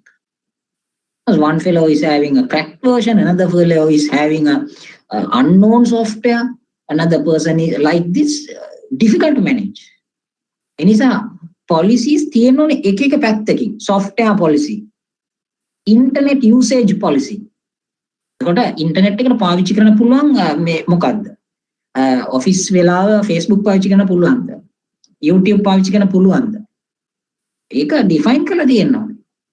Most of the companies they would have mentioned that Facebook and maybe YouTube can be used, but not in an obstructing way for your to perform the office or your responsibility. And maybe further said, maybe adults or certain things are prohibited. And internet usage define karna hai. So they should have a policy. නැත්තම් ඕන එක්කෙනාට ඇවිල්ලා එක එක දේවල් Tamanට ඕන විදිහට පාවිච්චි කරන්න පුළුවන්. And then it can create problems. For example, to talk another policy, Microsoft එක තව policy එකක් තියෙනවා dongle පාවිච්චි කරන්න බෑ. dongle internet dongles පාවිච්චි කරන්න බෑ. දැන් නිකන් හිතන්න office එකේ එක ඇවිල්ලා කියන අනේ මේ office එකේ internet slow නේ. මම මගේ ගෙදර 4G router එක අරන් ආවා. මම මගේ dongle එක ගෙදර තියෙන dongle එක අරන් ආවා. අන්න එහෙම අරන් එන්න බෑ. එහෙම අරන් එන්න බෑ. නමුත් NIBM එකෙන් කොහොමද වෙන්නේ? දැන් නිකන් හිතන්න මම lecturer කෙනෙක්. මම මගේ dongle එක අරන් ආවොත් මොකද වෙන්නේ? අප්මඩොඩු මම අරන් ආවොත් උඩ ඉන්න කට්ටිය කිය ඉල්ලම අරන් ඇවිල්ලා තියෙන dongle එක. මේ අනිත් lecturers-ටත් බැරිද ඕගොල්ලන්ගේ dongle වල තරන් එන්න? අම්මට આવුත්. ඒක මල මගුලක් වෙනවා. So basically එක policy එකක් ගත්තොත් all the companies need not to maintain the same policy. It differs. For example, like that Microsoft, I told you, at Microsoft, yeah, that is a strict policy, guys. Not a lavata policy. It's a strict policy. You can't use dongles inside. If you use it, it's an offense. ඒකට හේතුව මොකද්ද, guys? ඔන්න බලන්න මේ diagram එක නිකන් ගන්න firewalls ගැන I will explain you, but දැනට a policy ගේ වටිනකම I'm going to explain you.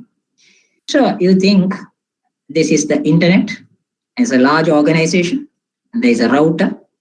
Router is connected to the internet, and from the router you have a Ginder wall here, a firewall to protect your entire company.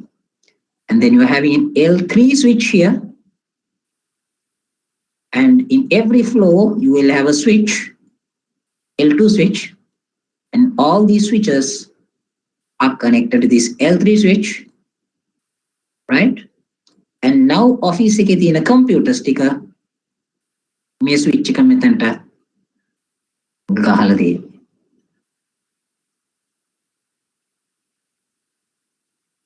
These are computers, right? Fixed to the switch. ඔන්න හොඳ ගන්න point එක ගන්න. එතකොට මේ computer set එකට internet එකට යන්න ඕන නම් ඒගොල්ලන් මෙතනට ඇවිල්ලා මෙතනින් firewall එක අරහ තමයි එළියට යන්න ඕනේ. එළියෙන් වැරදිලා හරි එකෙක්ට මේ computers එකට එන්න ඕන නම් ඒගොල්ලන් මේ පැත්තෙන් ඇවිල්ලා firewall එකේ තියෙන permission එක අනුව තමයි ඒගොල්ලන්ට ඇතුළට එන්න පුළුවන්. firewall එකේ තියෙන permission එක අනුව තමයි එන්න පුළුවන්. Which means the firewall is playing a vital role. එන්න යන්න ඔක්කොම firewall එක පව් කරගෙන තමයි එන්න යන්න ඕනේ. Now you think the person here, the person who is using this computer, right, is a very pandita fellow. It's a කරන්න software engineer කෙනෙක්. ඔයගොල්ලන් තමයි ඉතින්. අර නැත්නම් system administrator කවුරු හරි, right? IT dial එක ඔයා කිව්වට මූ අහන්නෙත් නැහැ. ඌ කරේ උන්ගේ ඩොංගල් එක ගෙදරින් අරන් ඔන්න මූ මෙතන ප්ලග් කරා. එතකොට දැන් ඇත්ත කියනනම් මොකද වෙන්නේ? එහෙම ඔයාගේ ඩොංගල් එක මෙතන දැම්මොත් ඔයාගේ ඩොංගල් එක එතන දැම්මොත් එතකොට ඉන්ටර්නෙට් එකට කනෙක්ට් වෙන්නේ මේ පැත්තෙන් උත් කනෙක්ට් වෙනවා. මේ පැත්තෙන් උත් ඉන්ටර්නෙට් එකට යන්න පුළුවන්. ඒ කේබල් එක ගාලා නේද? මේ පැත්තෙත් ඉන්ටර්නෙට් එකට යන්න පුළුවන්. එතකොට මේ පැත්තෙන් යනවා නම් මේ firewall එක පහු කරලා තමයි යන්න ඕනේ. But if you put a dongle and a mongle here, right, which means you are connecting to the internet through these towers and connecting to the internet. Which means you are coming from this dongle, you are connecting to the tower to the tower, and going and connecting to the internet. Whereby you may use only your network, again a computer Windows firewall එක විතරයි පාවිච්චි කරන්න. මේකත් මු එන ගොබ්බෙක් නම් ඒ Windows firewall disable ඇති උන්ගේ machine එකේ. එහෙමනම් කොහොමද සැප? What do you think a hacker on the internet, a hacker, a third hacker, if he wants to attack this entire organization, එයාට දැන් පුළුවන් මේ පැත්තෙන් මු දන්නවා යන්න බෑ මට මට පයින් ගන්න බෑ බං අමාරු. He will come through this way and through his machine අම්මට උඩු මෙන්න ඇවිල්ලා මේ සම්පූර්ණම යාගේ අතේ. ඒ firewall අර ලොක්ක firewall එක උඩ බලාගෙන ඉන්නේ මෙතන. මේ firewall එකේ මෙතනනේ. නමුත් මේ hacker ඇතුළට ඇවිල්ලා තියෙන්නේ මේ අරහ. මෙයාගේ machine එක පාවිච්චි කරලා තමයි hacker ඇතුළට ආවේ. So just imagine the danger of using, this is called dual home also. මේකට අපිට dual home internet connections කියලා කියන්න පුළුවන්. දෙපැත්තම internet connection.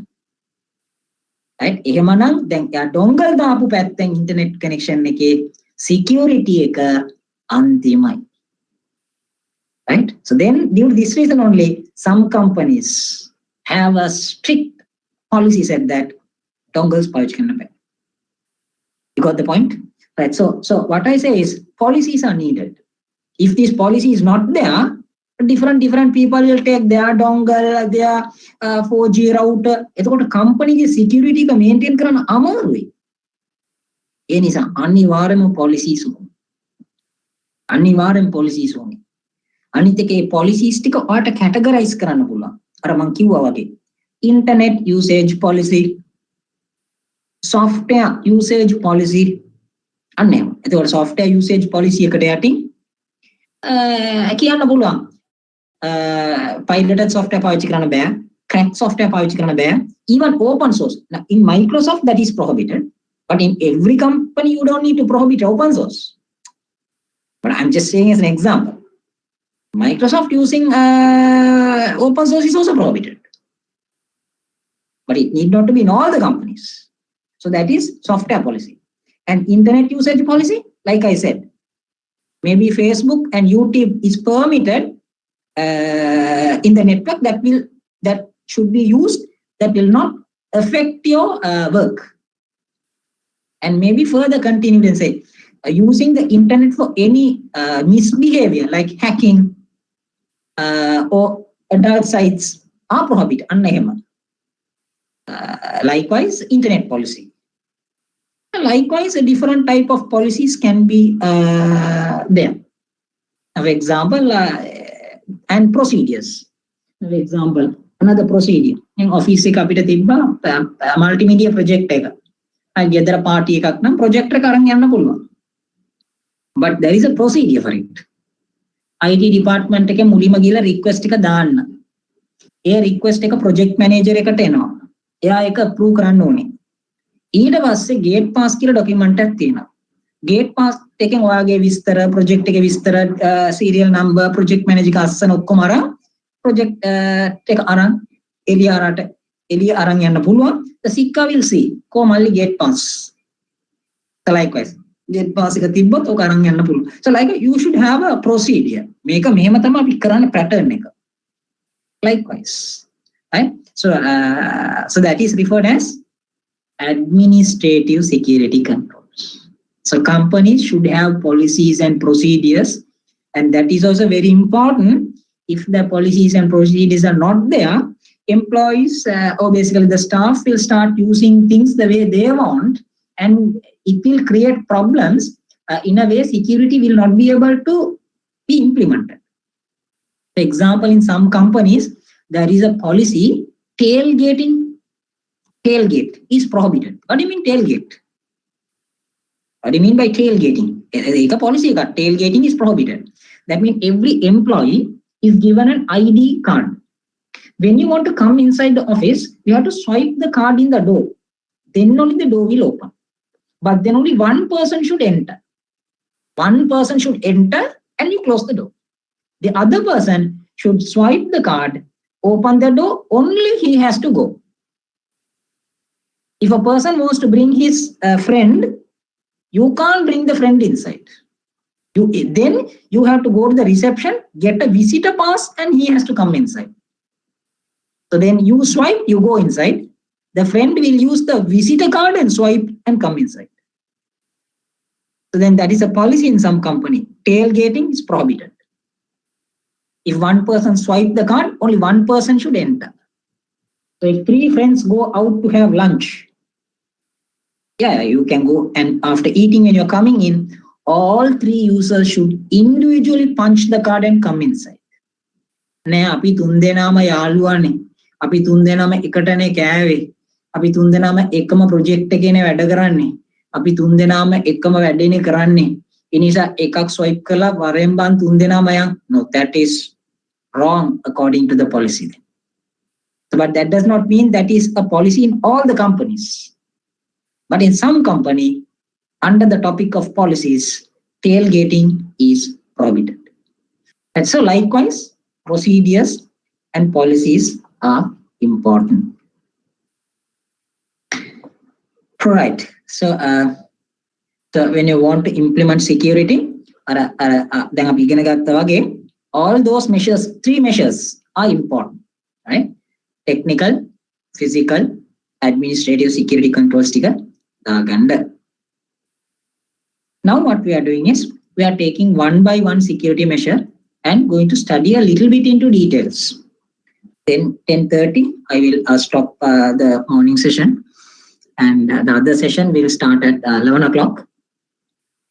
So if I just just 2 slides, I think we can just see before winding the first session.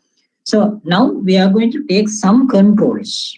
See, so we first saw the overall 3 types of security controls, and now we are going to take some widely used security measures, and most of them are technical security measures, and seeing why are we using this particular device, right? So under that, first, firewall.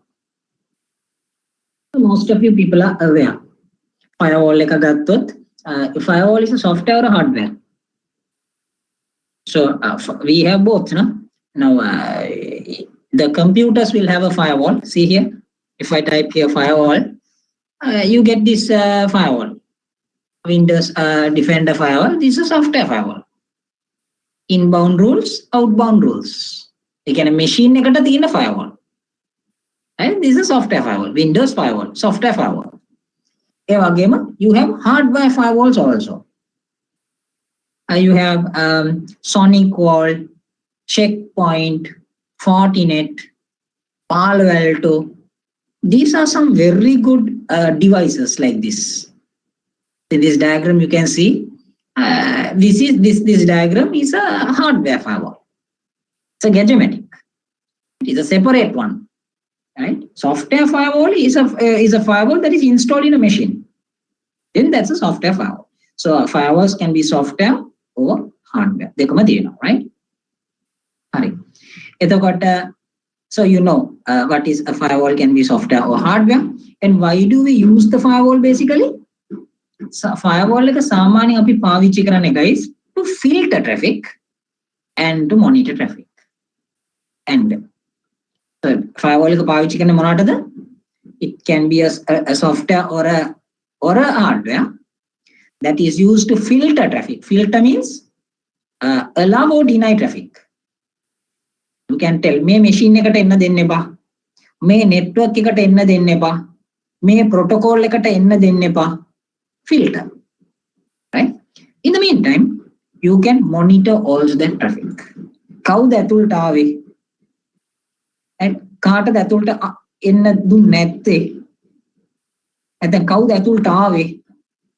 Logs ටික බලන්න පුළුවන්. You can monitor and see finally also.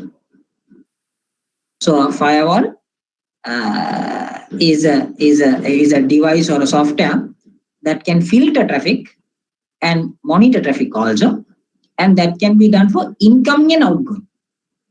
So මම මගේ Windows firewall එක මෙතන open කරලා තිබ්බා. මේ firewall එකට ගිය ගාම මේ තියෙන inbound rules, outbound rules. Inbound rules කියලා කියන්නේ මගේ machine එක ඇතුළට computers එද්දි මගේ machine එක ඇතුළට access කරද්දි බලන්න ඕනේ rules ටික inbound rules. ගොඩක් default ඒවා තමයි තියෙන්නේ මෙතන. And then outbound එළියට යද්දි. For my machine, if I'm going out, what must I see? So the most important rule is inbound or outbound. The most important thing is the inbound rule, no? Because I have to be very specific when somebody is coming inside my machine.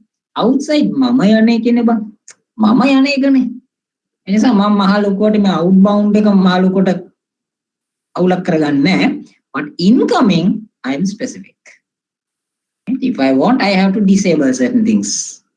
Right? I may have to disable certain things because the incoming traffic should be filtered carefully. If not, hackers can come in. And that will be based on organization security policy. Company ge policy එක අනුව what rules ටික දාන්න. So if you take a firewall, you will have rules. Allow this, deny this, allow this, deny this, so on. So those rules depend on the company's requirement or their policy, right? So basically, firewall is a set of rules of allow and deny. Allow and deny, and that is depending on an organization's requirement. Now, if you take the firewall, in this diagram, you can see that firewall එක දාන්නේ where? I think I just keep this diagram also. I can explain something in this one also. Right. If I just draw a diagram like this in the exam, if they give a diagram like this,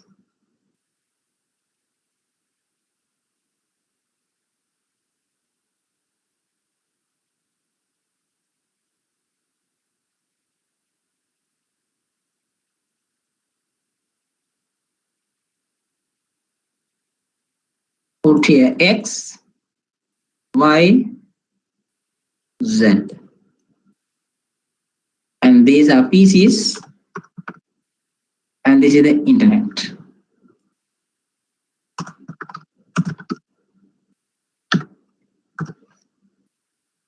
Now, this is the internet and these are PCs.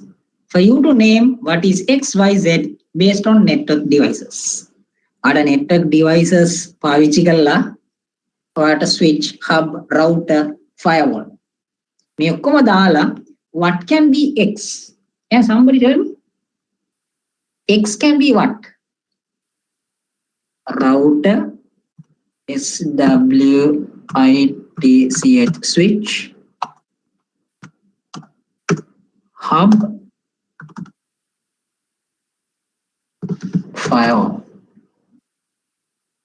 I just put here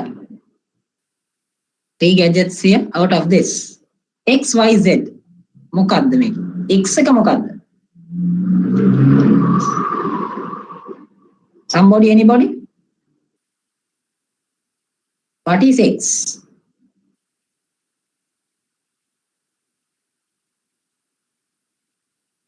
I'll take the diagram. Can you try X is this, Y is this, Z is this? Any answers? X එක මොකක්ද? Y මොකක්ද? Z මොකක්ද?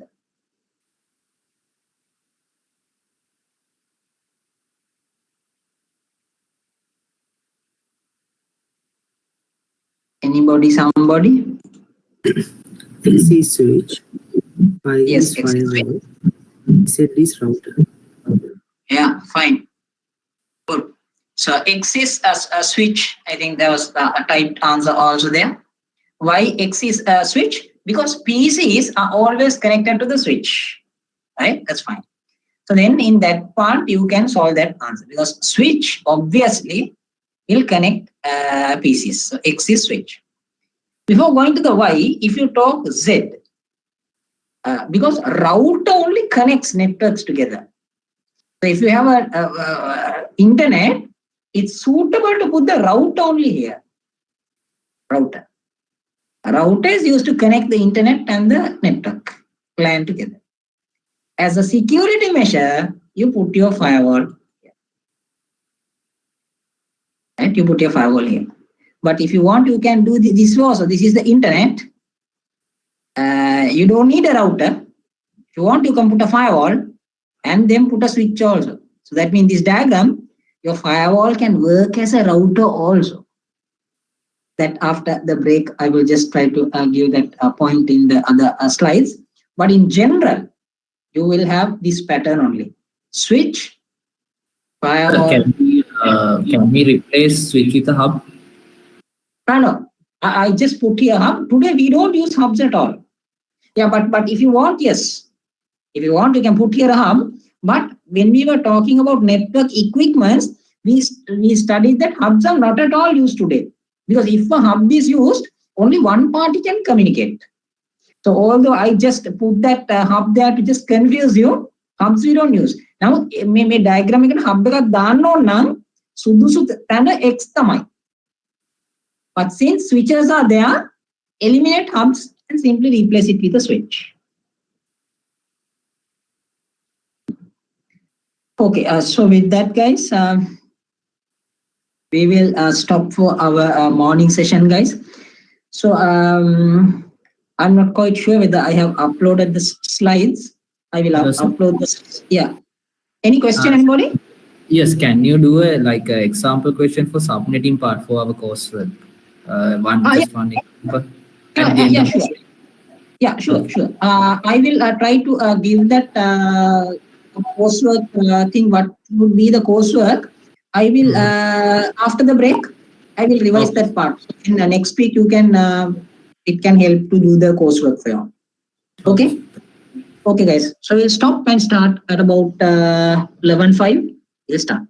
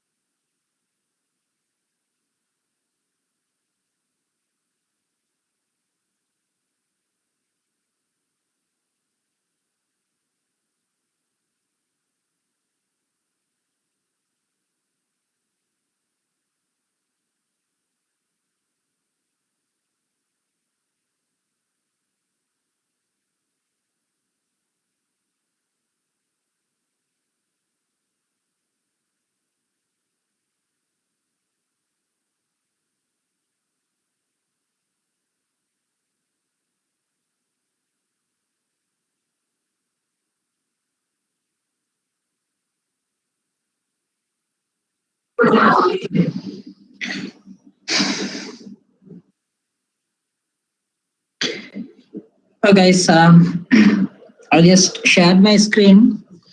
Can you see the screen and can you hear me?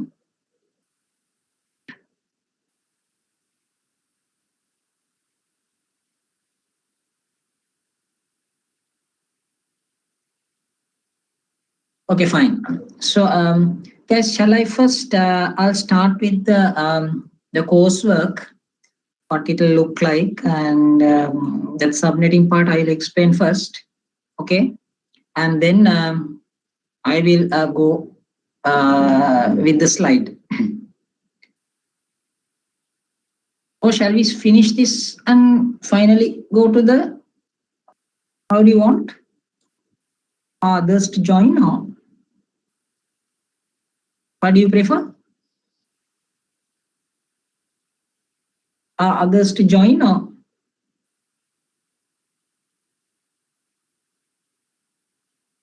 shall I explain the coursework right now?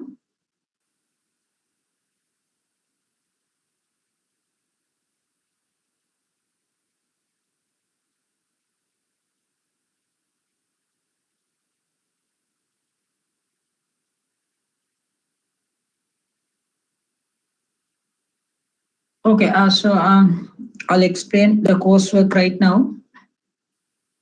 So your coursework will be like this. You can have, so basically coursework is 1 hour, right? As I said, it's 1 hour. And you can bring your own laptop. You can use the PDF file what I gave it to you, right? Okay, so you may get a picture like maybe in the class what we learned, right? Putting a router here,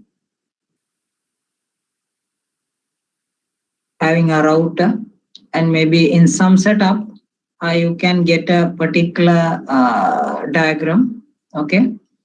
And you may have computers like this may be put.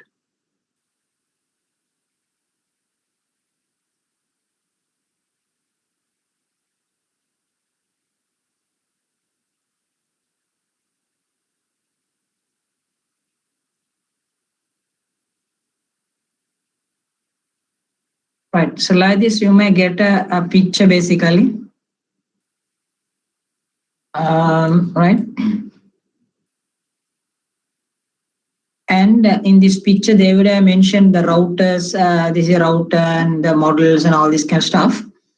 And they will tell you maybe these two computers are for X department. These two computers are for Y department. And maybe this is for the Z department. And maybe these two are for maybe P. And again, these two maybe again into X. They would have given you a diagram which you will have to draw this first in packet tracer. Second, what they give is you may have a table. In the table, they will sort of give you a department and IP and VLAN number.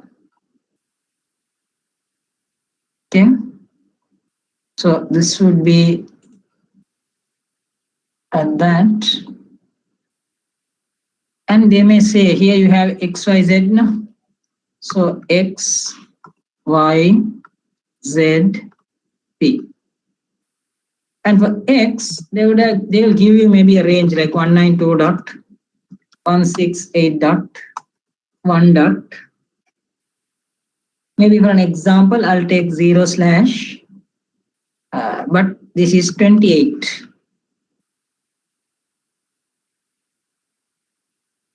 And maybe this can be 192.168.0.16, and this can be maybe 32, This can be any class C. So basically your table will look like this, right? It will just look like this. And VLAN numbers, I will not give it to you. Maybe it will have been mentioned, you use any VLAN numbers you like. Class C, right? This is.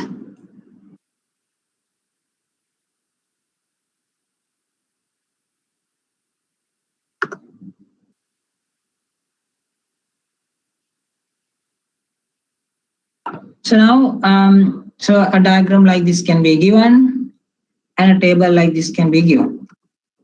And question A can be designed about table A. B is create the departments in the router and assign the VLAN number you prefer. So VLAN, you have a department called X. You give any number you like here. 10, 20, 30, 40, 10, 11, like that. So basically, the reason for that is all can't have the same VLAN number. Try to use Amuthu numbers. 77, 88, 99, likewise. 100, or 50, 51, 52, 53, 40, 50, 60, 70, 100, 101, 107, 110, like that. Random numbers use it, right? If I give numbers, then all should have the same numbers. So numbers are not here. Here it's saying use any class C. එතකොට ඔයා මේකේ බලලා ඔයා මෙතන class එකක් තෝරගන්න. So now you can take this paper. First thing, what you have to do is you have to find out 28. What is this? The ranges. අට හොයාගන්න පුළුවන් නේ. මේක බලපු ගාම 28. 28 means 28 ones. 24, 25, 26, 27, 28. 4 zeros. 2 in the power of 4 is 16. 16 means 0 to 15. Other one is 16. 16 and 15 will become 31. 31 means this is 30. 32 and 15 will become 47. 47 means this is 48. So now you identified first network, second network, third network. This is the first, the second,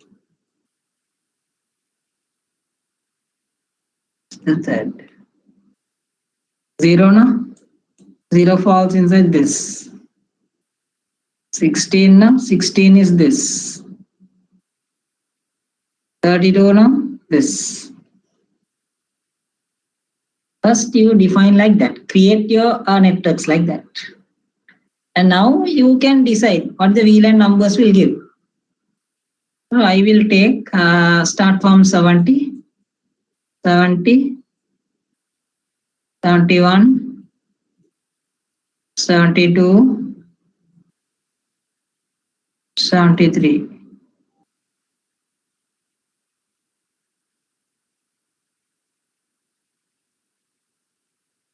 Now table, you can write it in the paper itself, what you get. So you got the paper, you got that table. In the table you specify. The blue ones what I have written is what you have to write. The black one was there in the paper. And now you know X is the department name. 0 to 15. 0 is the network IP. 15 is the broadcast IP. Right? Router එකට දාන්න පුළුවන් IP address එක 14. X කියන network එක ගත්තොත්, Y කියන department එක ගත්තොත් 16 is the network IP. You can't assign it. 31 is the broadcast IP. You can't assign. But 30, you can assign it to the You can assign it to the gateway in the router. So you will have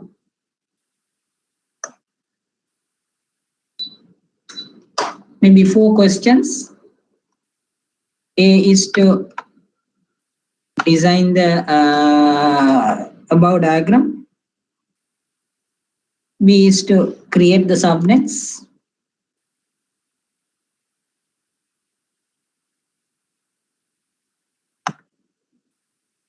And C can be configure switches. D can be assign IPs to PCs accordingly.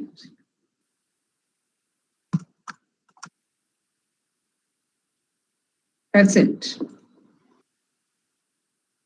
So A is to design. Design the above network. Packet trace එක design කර subnet in the routers. You have to log into the router and you have to create these 4 networks. Here there's a use any class C no. ඒකට මෙතන ඔයා define කරන්න අපි මොකද පාවිච්චි කරමු. කවුරුත් පාවිච්චි කරපො නැති range එකක් ගන්න 192.168 1 එකේනේ උඩ පටන් අරන් තියෙන අනිත් කටිය 2 දායි. ඒ නිසා මම දාන්න 99. කවුරුත් පාවිච්චි කරන 99 දාන්න පනිත් තුනක් දායි. 55 කියලා දාමු. 55.0 any class C no 24.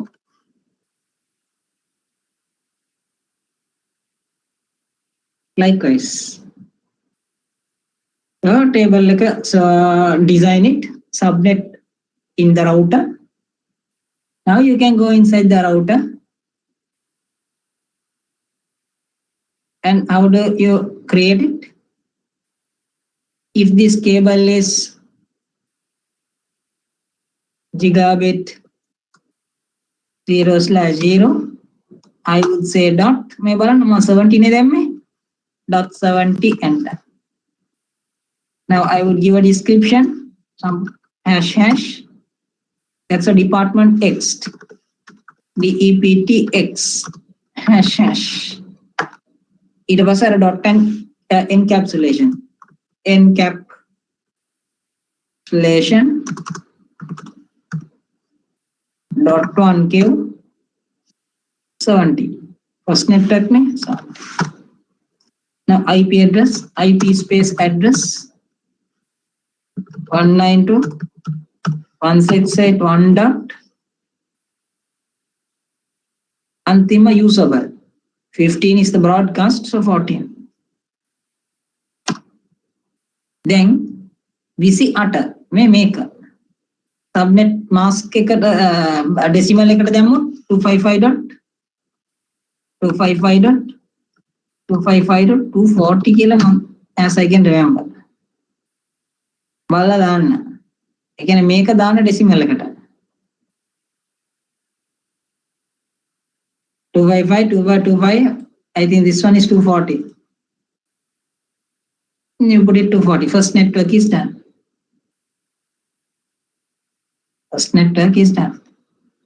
Likewise, gigabit 0/0.71. Description department Y. Encapsulation dot 1Q 71. IP space address 192.168.1 dot 30. 31 නෙමෙයි 31 is broadcast. And subnet mask enter. You got that point? So likewise, you have created it. And then, so which means you designed it, you created the subnets in the router, and to configure the switch. Configure the switch means this should be a trunk port. Should be a trunk port. And if this is Z, this port should be what? Z is 72.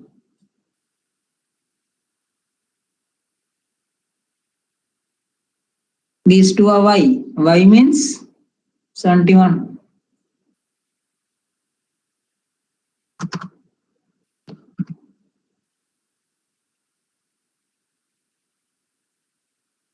X means 70.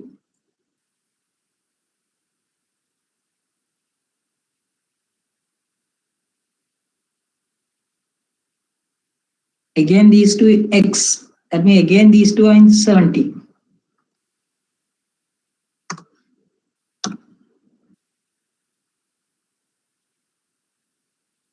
P means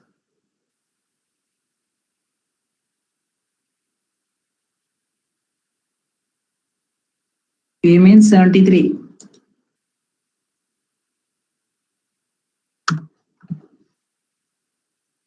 Now you have to give IP addresses. You're giving IP addresses Z.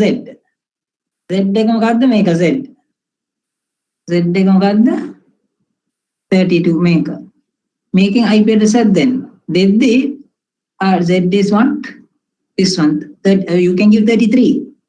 But don't give 33. Keep it unique. 192.168. I will give it as 1.33 අනිත් කට්ටිය දෙයි නිසා අනිත් කට්ටියට පොඩ්ඩක් වෙනස් විදිහට මම කරන්නම්. මේ රේන්ජ් එකෙන් එකක් දෙන්න. So 33 දෙන්න පුළුවන් 34 35 කියලා දෙන්න. Subnet mask 255.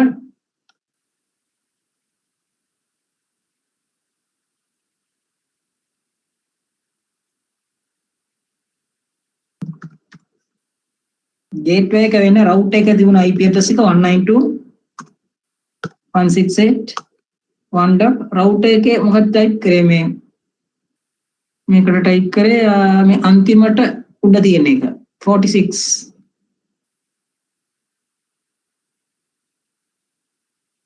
For example, if you want to put a machine to X department, this is the gateway. ඒ කියන්නේ මෙතන machine එකට IP එකක් දෙනවා නම්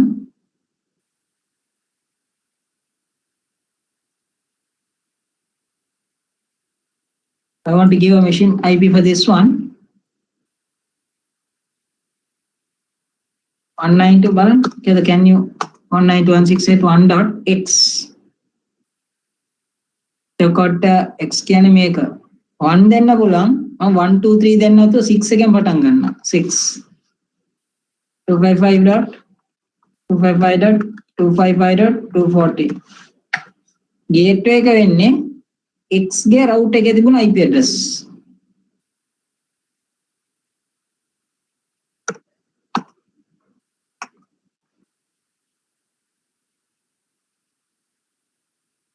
This IP address. See whether they get this logic. You can take a screenshot in case you want. So that's it. කරන්න බැරි වෙන විදියක් නැහැ. Any questions anybody have? See whether you get that idea.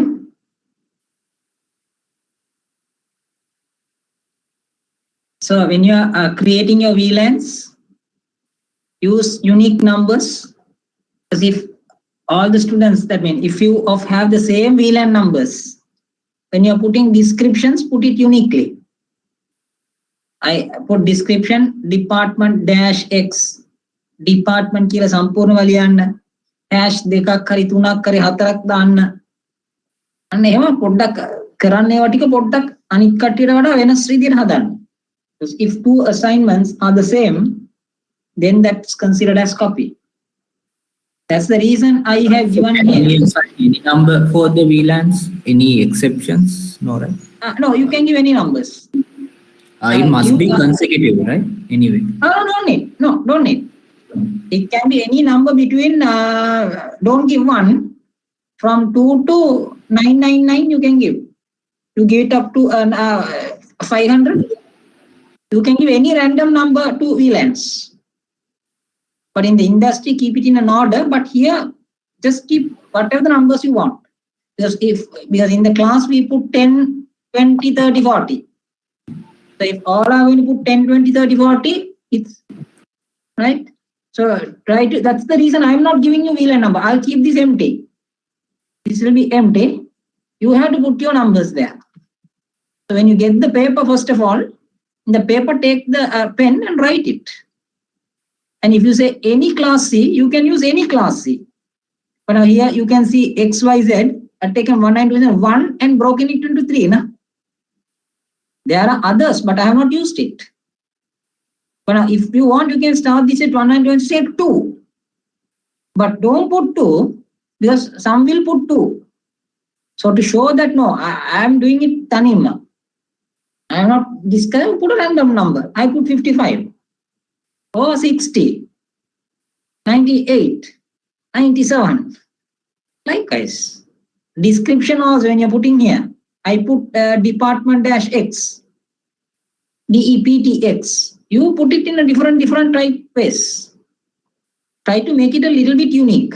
But diagram එක වෙනස් කරන්න එපා. Diagram එක වෙනස් කරන්න එපා. ඒක දුන්න style එකට හදන්න. I would have mentioned, now see here.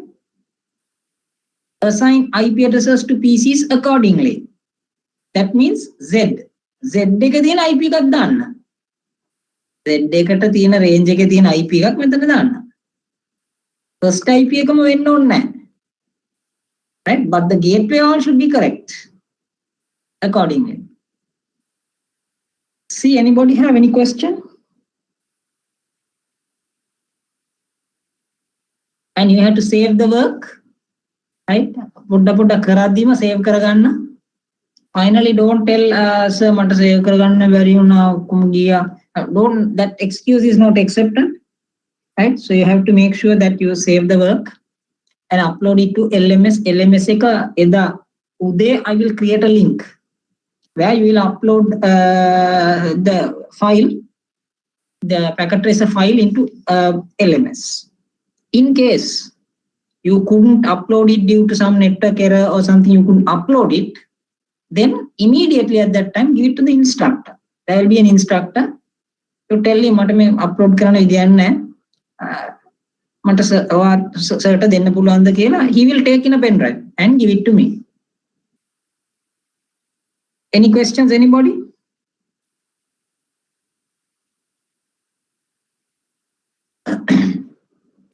So I think almost all of you are here, right?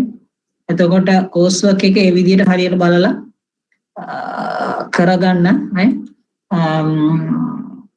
ඔයාලට type කරදි මොනාරි තිබ්බොත් next week also you can ask me in the class, right? You're typing if you have any problems or any errors or something. මම හිතුවා අද මේ physical class කියලා. අම්මේ ඔක්කොම ඇවිල්ලා NIBM ඇවිල්ලා බලද්දි අම්මරුඩු මේ right. So anyway, I put us logged in online. So fine, I think it was in your timetable, but I couldn't see that. So you just try out that. I think if you can do this, that's it. So now I put here 28. See here. Exam will not get 28. That can be 25, 26, 27, 28, 29, and something like that. ඔයාට තියෙන මේ විදියට ඒක කරලා බලලා මේ circle දාලා මේ network එක හොයාගන්න. මේක තමයි මේක. අන්න එහෙම. Right? And when you say any class C, I just put P. Maybe there can be P, other one is Q. Also put any class C. Then put another number, 192.168. Ada 55 na, අනිත් එක 56 done. That's our number, 70. We just want to see that have you got the idea how to do it? How can you assign a VLAN number? The same VLAN number, how are you assigning it here? How have you putting it here? How are you assigning the gateway IP? The last usable, right? You can't use these ones. Those are broadcast now. And you have to calculate after putting 28. You will have to put this into the subnet mask.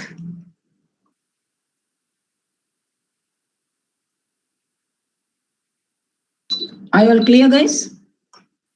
Can I close this? Okay, so that's about the coursework. එතකොට අර මං කිව්වා වගේ හොඳට කරලා බලන්න. If you want, you can do this and see at home.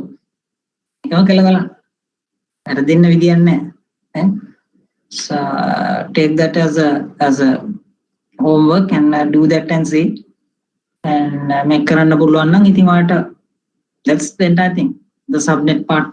Right. Right. So the paper structure I will tell you maybe in my next class. So hopefully next week after the class is finished, maybe 3:15 to 4:15 again. The course work will be there just 1 hour. You can do it and submit that in LMS. Okay, to continue with my lecture. Before the break, we saw about firewalls basically. And in the firewall,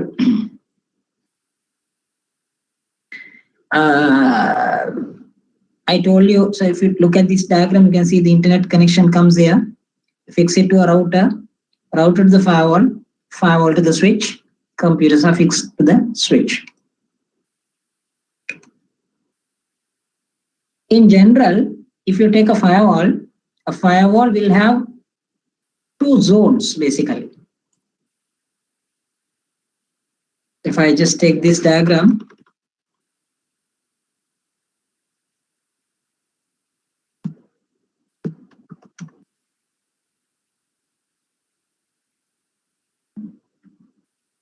this is the firewall.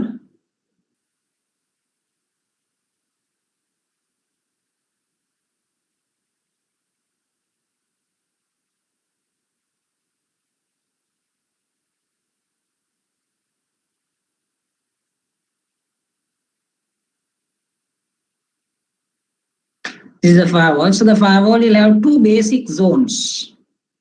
It should be clear. This side we call as the outside. Outside has another name. We can call it as the internet zone. The other zone is called, if you call this as outside, you call this as inside. Inside එකට තව නමක් තමයි enterprise network or basically LAN. So basically if you talk about a firewall, it will connect 2 networks together, LAN and the internet.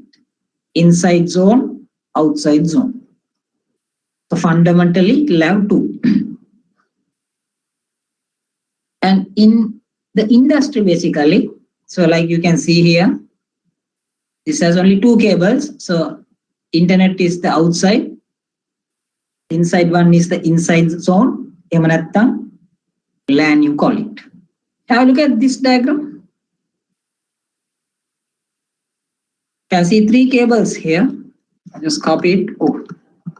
I just copy it.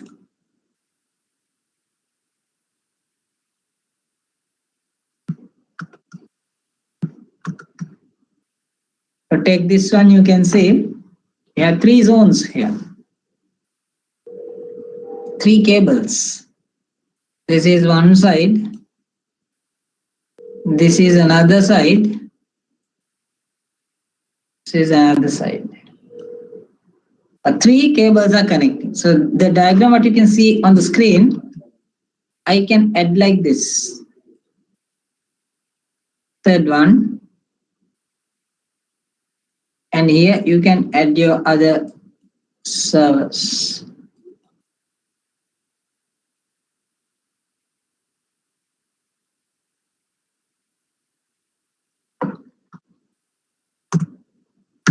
You call this zone as the demetailized zone, DMZ. And in the DMZ, what do you have? You have your servers, your web server.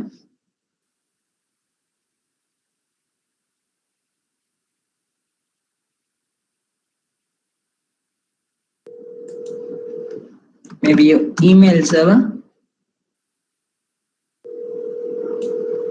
will be in the DMZ. So what is the idea about these 3 zones? should be clear. You have the outside, DMZ, inside. මේ zones එකකින් අදහස් කරන්නේ මෙහෙමයි. Get it clearly. එළියේ ඉන්න කට්ටියට LAN එක ඇතුළට එන්න කිසිම ඕමනාවක් ඉන්නේ නැහැ. There is no need for the people in the internet to come inside the LAN. So the firewall should block it. But the people in the LAN will anyway want to go to the internet. So allow from the firewall, the people in the LAN should be able to connect to the internet, but the people from outside has no need to come inside the LAN. But from this machine, if I type adadharana.lk, I should be able to go out to Adadharana site, take the web page and come in. That is true. But this means outsiders should not be able to initiate a connection. Now you think that this is Adadharana? Adadharana cannot create a connection and come here. That they can't do it. If I type Adadharana, it can go out, bring the pages and come inside. Other than that, outsider cannot come inside the LAN. In case at office you think, I'm doing some testing here. I want outsiders to come here. Then you can't do that testing here. You will have to do that testing here. And what happens is, DMZ means, so you put your servers, outsiders can come to the DMZ. Based on condition. What do you mean by the condition? In the firewall, you have to define. Outsiders can come to the web server, but they will only get the web pages. They can't remote access. They can't ping to the web server. Like that, you can find twin them in the firewall.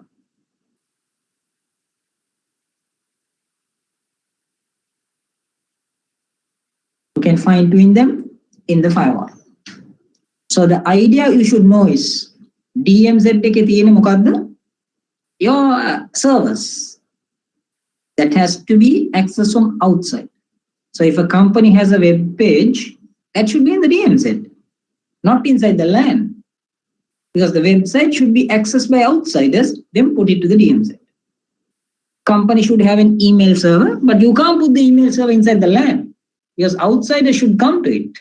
So put it in the DMZ. You think you are creating an application and you want only inside people to use it. If you want, you can put that server here.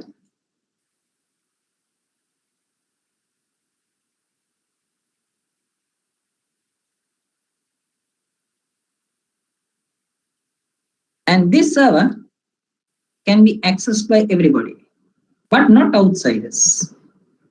But if Lokka says, "Anime, me server eකට එළියෙන් කට්ටිය එන විදිහට හදන්නකෝ." එහෙමද? එහෙමනම් මේ server එක අරන් ඔයා දාන්න ඕනේ කොහෙද?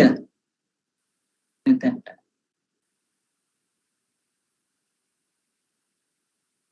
And then that can be accessed out. I'll just call it as a web application.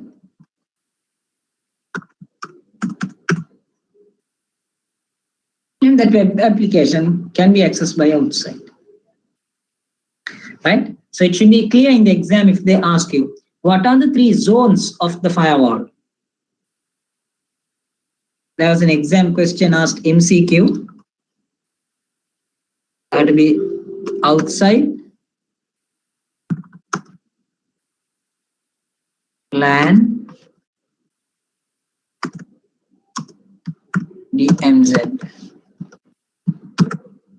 Is this correct? Yeah, it's correct. Outside, inside and only, but inside එකට තව නමක් තමයි LAN. and they are put as DMZ is correct. And so sometimes they can mix those words, but you should not get confused. So some had like this: outside internet DMZ. No, that's wrong, because outside is only called as in internet. That's not two different zones. It's wrong. Second one is wrong, because outside is only called internet. So the first one is correct, because outside is outside. LAN is basically inside. Only a different name is LAN. And the other one is DMZ. It stands for demetailized zone. What are the things in your DMZ? They are servers that has to be connected by outsiders. Then you go and put it in the DMZ.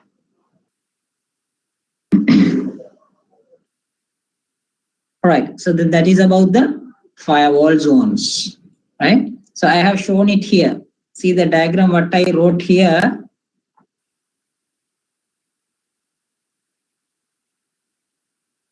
This diagram what I wrote here to show the three zones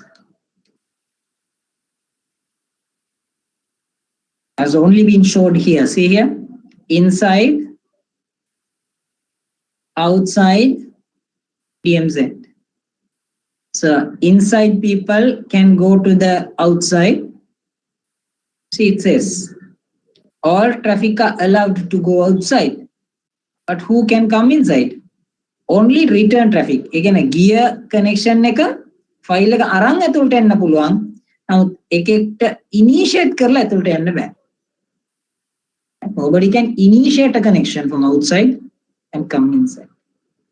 But if you have your demetailized zone, you can have your email server, web server, application servers, and if you want them to be accessed from outside, put it to the DMZ. So from outside, you can come to the firewall. Firewall will direct you to go to the email server or the web server. And along with that, guys, if I go to this picture again, we studied that firewall can be software, hardware, and the next is that firewall can be host-based firewall, and the other one is called network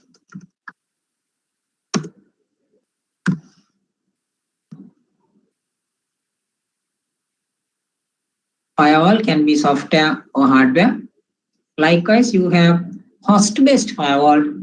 Other one is network-based firewall. Have a look at this diagram. This firewall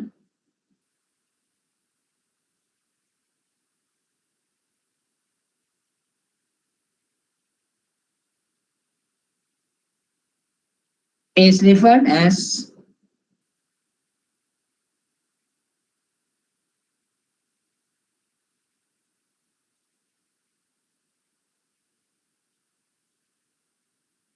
network firewall.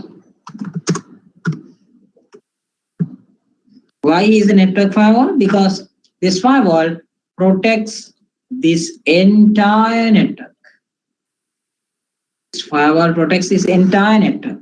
So this firewall is said to be a network firewall. Now, that's about network firewall. What do you mean by host firewall is every computer should have a firewall.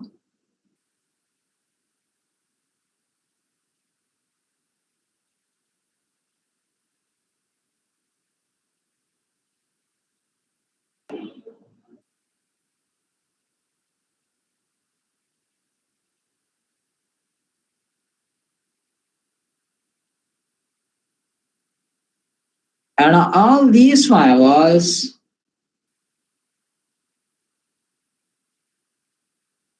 are referred as host firewalls.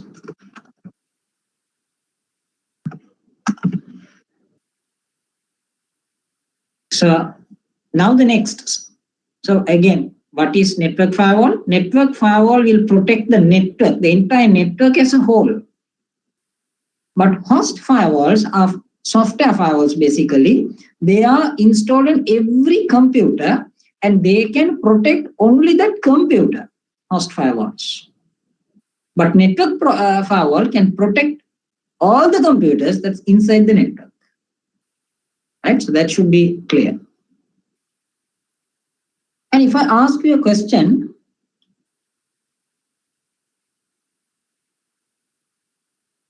if you have a very good network firewall,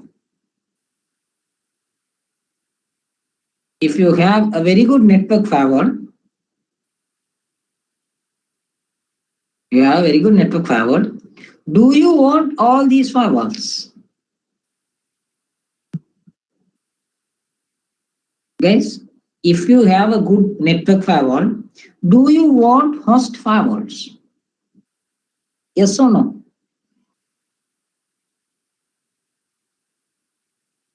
You have a good network firewall. Invested very good network firewall. Again, if you have 100 computers, for all 100 computers, must you have a host firewall?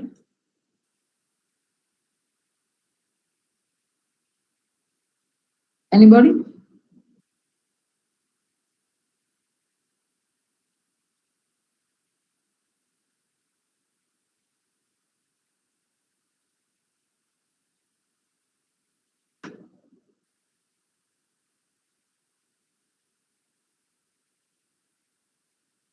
Yes, guys. Anybody? Any idea there?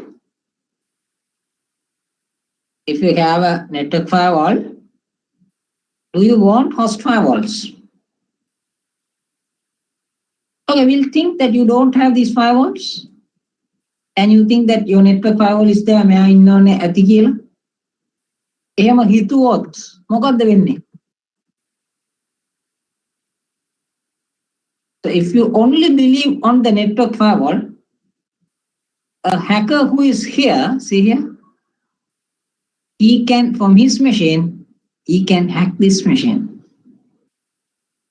And this firewall is not involved in that attack. So this firewall, the network firewall, it will not look into it. So basically, having host firewalls are important. Having host firewalls are important because if not inside the LAN, one computer may hack another machine if you do not have a host firewall, right? Right. So that is the idea of a host firewall. So you can get another picture here. Most of the case, host firewalls are software domain. Most of the cases, network firewalls are hardware. Network firewalls can be a device. But the host firewalls are inside the computer. That is your Windows firewall. So basically, host firewalls can be your software firewall. So that is about the firewall. And you have some types of firewalls. May not get that questions on that area, but you can get questions. What is a firewall? Why do you need a firewall? What is a software firewall? What is a hardware firewall? What is a software firewall? What is a network firewall? Explain, use the with the aid of a diagram. What are the zones of the firewall? In MCQ, mixing the zones and asking what is the correct zones of a firewall. Now, when you talk about firewalls, there are some types of firewalls. When you say types of firewalls, you have packet filtering, stateful, proxy firewall, and the next is called next generation firewall. What are these difference between them? If I talk about a packet filtering firewall, that's the very basic type of firewall mainly. Packet filtering firewalls can only inspect the packets based on IP addressing. You can look at the IP address and allow or deny computer. Packet එක කෙද්දි බලන්න ඒකේ තියෙන source IP network IP එක බලලා තීරණය ගන්නවා. Right? That is packet filtering firewall. And in a packet filtering firewall,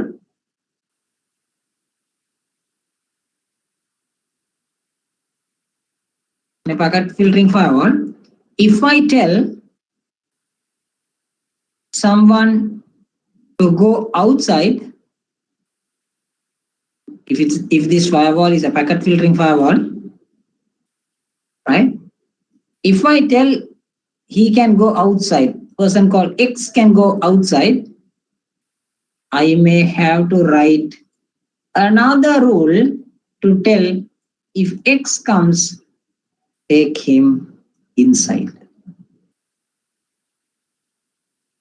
So likewise, in a packet filtering firewall, it look at the source IP, destination IP. You can specify the IP address, but if you tell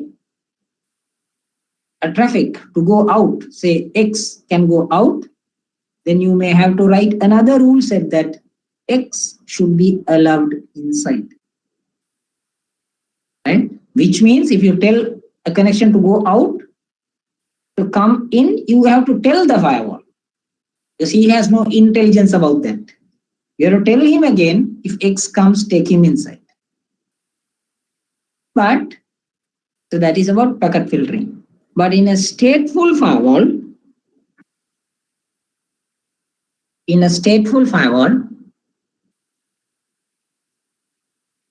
what happens is that it knows, it monitors all the activities and the state of the connections, and you don't need to from open to close, it will monitor. You don't need to tell him again. If you tell X to go out, you don't need to again tell X to come inside. For example, take the security officer at NIBM who is down.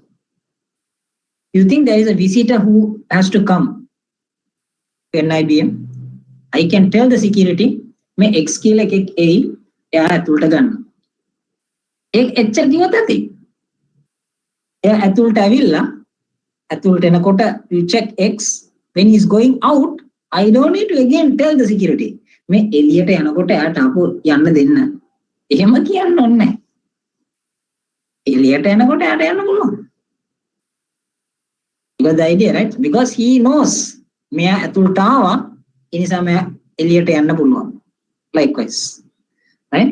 So basically stateful firewalls are what we are primarily using today. And stateful firewalls include the packet filtering capabilities. But packet filtering firewalls, which was the initial firewall, they cannot monitor an active session. You have to tell him separately what to allow outside, what to get inside. But in a stateful firewall, it works like a packet filtering firewall, plus he monitors all the active sessions. And as a result, if you tell allow X, you do not need to again allow X to go out. You don't need to again say allow X to come inside. Right. So that is about stateful firewall. So today, most of the firewalls we are using is stateful. එළියට යන්න කිව්වොත් අද දැනට යන්න කිව්වොත් ඇති. අද දැනට ගිහලා ෆයිල්ස් ටික අරන් ඇතුළට එද්දි ආපහු රූල් එකක් ඕනේ නැහැ. He understands the fact that he has to be able to come in also. The next is proxy firewall. When you talk about a proxy firewall is specific for an application. But all these firewalls are generic firewall. You can tell anything, you can allow anything. It's not specific to the traffic. It can be specific to an IP address, and not for an application. But when you say proxy firewall, it is specific for an application. Example,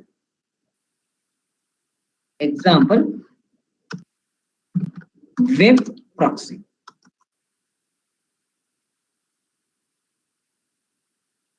Web proxy. What do you mean by web proxy? Web proxy එක පාවිච්චි කරලා ඔයාට web traffic එක විතරක් manage කරන්න පුළුවන්. You can only manage web traffic. Other traffic you can't manage. But you can tell other than එකට යන්න නැත්තම් categorize කරන්න පුළුවන් ඔයාට. Social media sites වලට යන්න එපා. Then Facebook and all social media sites will be blocked. If you want to say block an adult site, you don't need to tell the site's name. What a category එකක් තියෙනවා adultery sites කියලා ඔක select කරොත් it blocks all those sites. So likewise proxy firewall කියලා කියද්දි it can work only for a specific application, right? So basically when you say web proxy, you can manage all web related traffic. And now you think I have a computer and I don't want people to ping my machine. That I can't stop in web proxy. Because a ping is a different protocol. It uses ICMP. But when I say specific application, and when I give the example web proxy, it will check only for web traffic. HTTP or maybe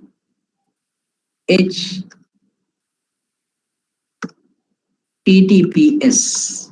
Only those. Web traffic with that.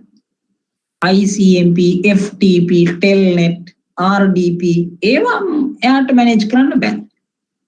But if you take packet filtering and stateful, he can check everything. Check everything. But maybe if you talk about web proxy, ඒ තරමට specify කරන්න බෑ. Customize කරන්න බෑ. Customize means, like I said, you can block all social media. You can't do that in these two. If you want to block the social media, you have to tell one site. Another one, another site. You want another one, another site. You have to tell one by one. You can't categorize it. Right? Right. So then that is called proxy firewall.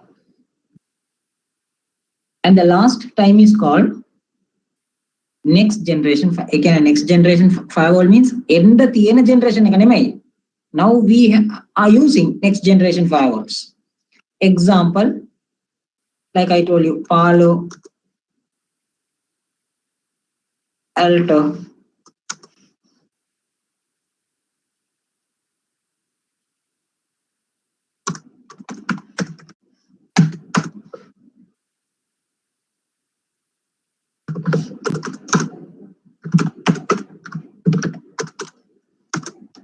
all these are example for next generation firewall. We are using them. Palo Alto, Checkpoint is a very good one. Telsonic Call is a good one. Fortinet is there. There is a good one. Ekේ තියෙන speciality එක තමයි. Now see, when you take the previous firewalls, antivirus බලන්න. Virus බලන්න. If I say මේ computer ආවොත් ඇතුළට එන්න දෙන්න, එයා virus එකක් අරන් ආවොත් ඒකත් එක්ක යට එන්න පුළුවන්. ඒකත් එක්ක යට එන්න පුළුවන්. Now, for example, if I tell the security පල්ලෙහා X කියලා එකක් එයි, එයා ඇතුළට ගන්න. X කියලා එකක් එයි, එයා ඇතුළට ගන්න.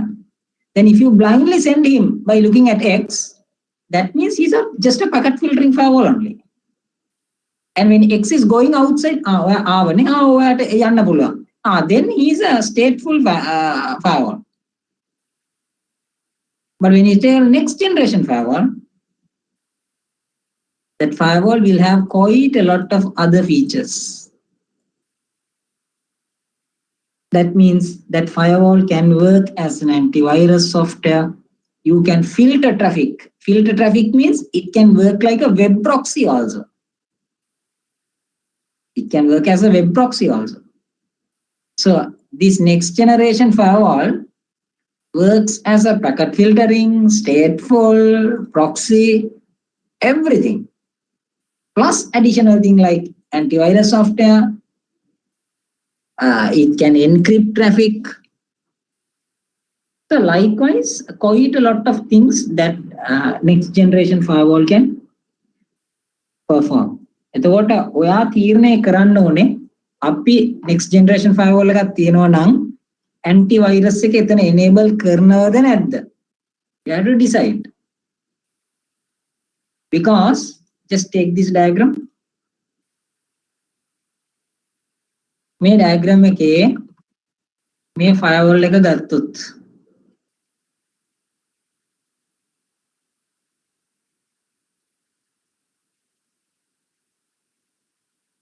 මේ firewall එක ගත්තොත් what do you think if this is a next generation firewall?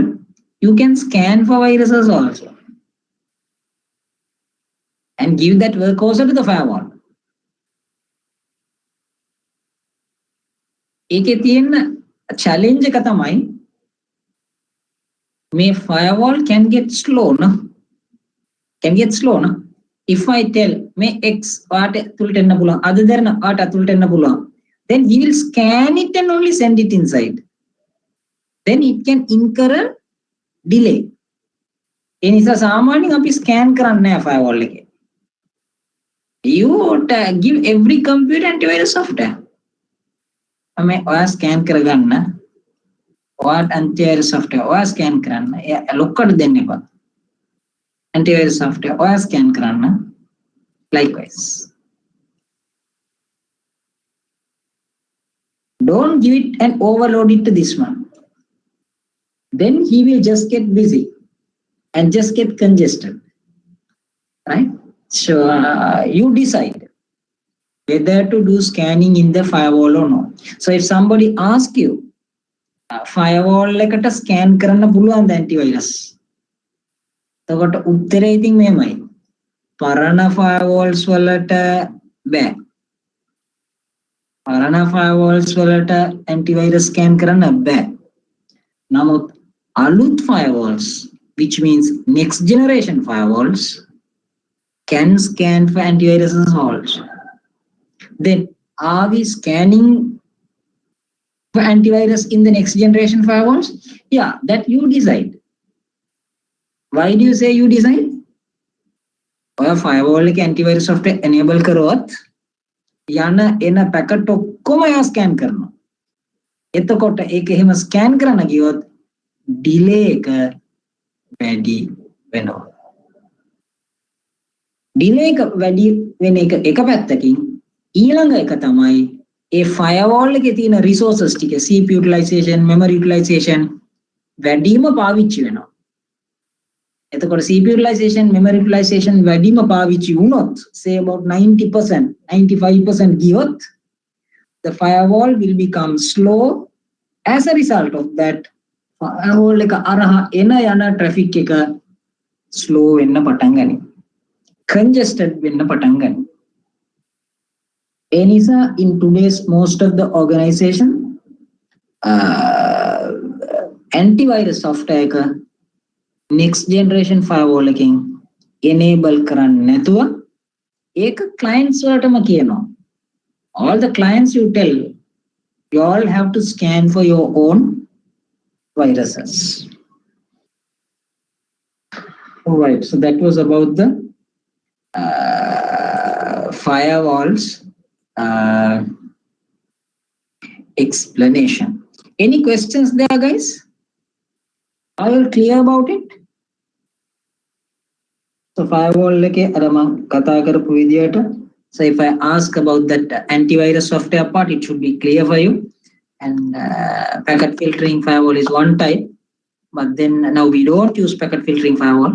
We use stateful firewall, but then it's a little bit intelligent. but you can't scan for viruses there. But then we have to use a next generation firewall. But if you use a next generation firewall, you have quite a lot of things inside it. But ඔයා සල්ලි දීලා ගද්දී ඔයා එක එක enable කරන්න වෙනවා. What do you mean එක එක enable කරන්න වෙනවා? Out of the box of the next generation firewall, firewall's feature will work, but antivirus will not be enabled. වෙනම සල්ලි දුන්නොත් තමයි ඒක enable කරයි. අන්න එහෙම. Right? Right. So as the conclusion again, if somebody asks, is it good to enable antivirus software in the firewall? ඉතින් ඔයා කියන්න ඕනේ ඒකේ ඉතින් enable කරොත් firewall ට වැඩි වෙනවා. ඒ නිසා එන යන traffic එක පොඩ්ඩක් delay වෙයි. ඒකට අමතරව firewall ගේ resources ටිකත් වැඩිම පාවිච්චි වෙයි. So then the firewall will also get more congested. Right? So if I am to comment on my experience, rarely we use it today.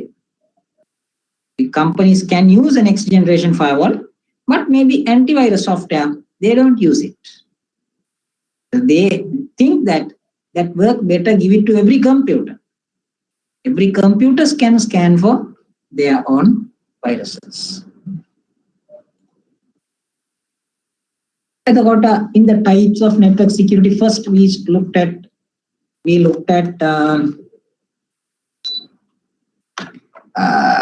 firewall, and the second, I think we don't need to talk much about this. You are aware, right? We can use antivirus software, we have to use it, right? Because firewall uses for one purpose primarily. Some firewalls can have antivirus software or anti-malware software, but as I told, most people don't like it to use it in the firewall. So you can use any brand, either McAfee, Norton Antivirus, AVG. Like this, you have quite a lot. But make sure you are regularly updating them. එතකොට තමයි අලුත් viruses ගේ patterns ටික a antivirus software will know. Right? So due to that reason, you have to regularly update them. Update කරේ නැත්නම් වෙන්නේ මොකද්ද? Scan වෙයි.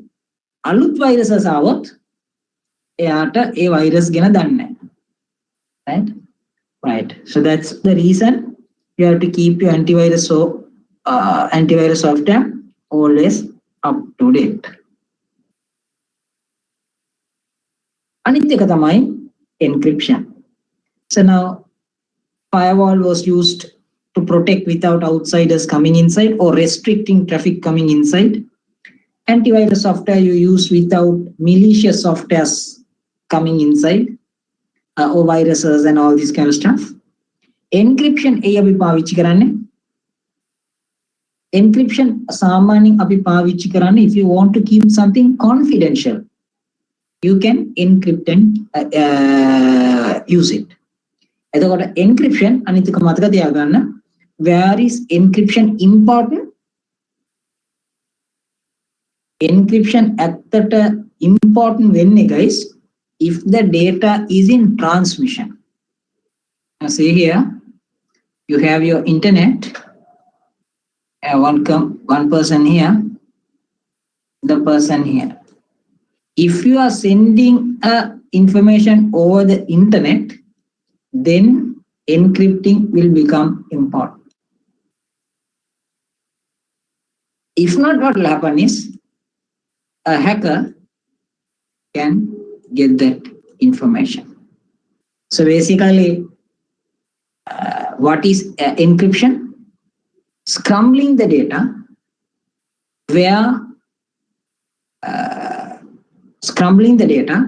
where only authorized people know to read it. Right? So a hacker will take the information and he will not know how to put it in the correct order. That's whereby he can't get the meaning of that particular message. And the next question, if you ask, so encryption එකෙන් අපි බලාපොරොත්තු වෙන්නේ මොකද්ද? Confidentiality. Encrypt කරොත් only that relevant party can read that information. So when a confidentiality then පුළුවන්. Then where is encryption important? When the data is in transmission. When the data is in transmission. එතකොට එක තැන ඉඳලා තව තැනකට යද්දි තමයි encryption is important. If a person has a computer and you have some confidential information in your D drive, ඒක encrypt කරන්න පුළුවන්ද? ඉතින් ඒකට වට confidentiality ඕන නම් put a good username password to the machine. So if a person does not know the username password, he can't log in. So by username password also you can make sure confidentiality. But the other thing is a person can remove that hard disk, put it into another machine and read it. ඒ නිසා ඒකත් අපිට encrypt කරන්න පුළුවන් නම් වඩා හොඳයි. Then what happens is A machine එකෙන් hard disk එක ගලවලා ඊළඟ machine එකට දැම්මට ඒ data ටික මොකද වෙලා තියෙන්නේ? Encrypt වෙලා තියෙන්නේ. Right, so that is the idea about encryption. Encryption is important when the data is in transmission. And what will encryption provide? Confidentiality. එතකොට ඒක ඒ process එක බැලුවොත් තව චුට්ටක් detail වලින් බැලුවොත් ඒක වෙන්නේ මෙහෙමයිනේ.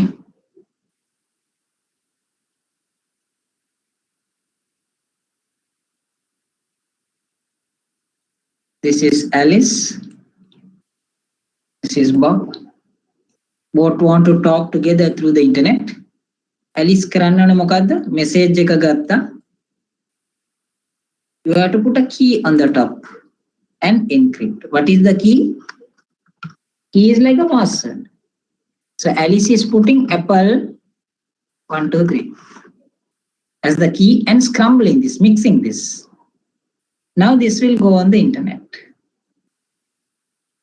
Hacker to make a ගන්න පුළුවන්ද?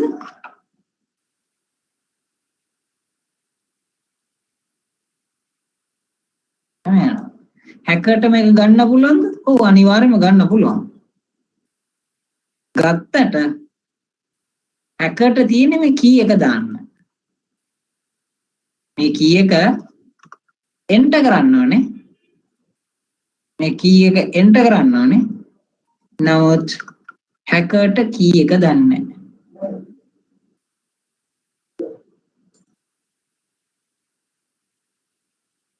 ඒ නිසා hacker ට මුකුත් ඒකට කරන්න බෑ. නමුත් මේ message එක ඔන්න ආවා. ඔන්න ආවා B එකට ළඟ. B ළඟට ආවට පස්සේ B key එක දාන්න ඕනේ. B දන්නවා එයාගේ key එක Apple 1 2 3 කියලා. මෙයා Apple 1 2 3 කියලා දාපු ගමන් B ට message එක බලන්න පුළුවන්. So that is the important thing there. Encrypt කරද්දී you have to use a key. Key is like a password. Key is like a password. කවුරු හරි ඒ key එක දැනගත්තොත් එයාට බලන්න පුළුවන් message එක. So hacker also can, when a message is encrypted, hacker can take it, but hacker does not know the key. So he will try one by one. Strawberry, watermelon, එහෙම දාලා බලන්න ඇති. 1 2 3 welcome. එහෙම දාලා බලනවා until he put Apple 1 2 3 he can't get the data. But Alice and Bob, they are the two authorized people. Alice and Bob data යවන්න කලින් Alice උයි Bob උයි කතා කරගන්න ඕනේ. මේ අපි කතා කරද්දී අපි key එක විදියට Apple 1 2 3 දාලා encrypt කරමු. ඔයා decrypt කරද්දී ඔයා Apple 1 2 3 කියලා දාලා decrypt කරලා message එක ගන්න.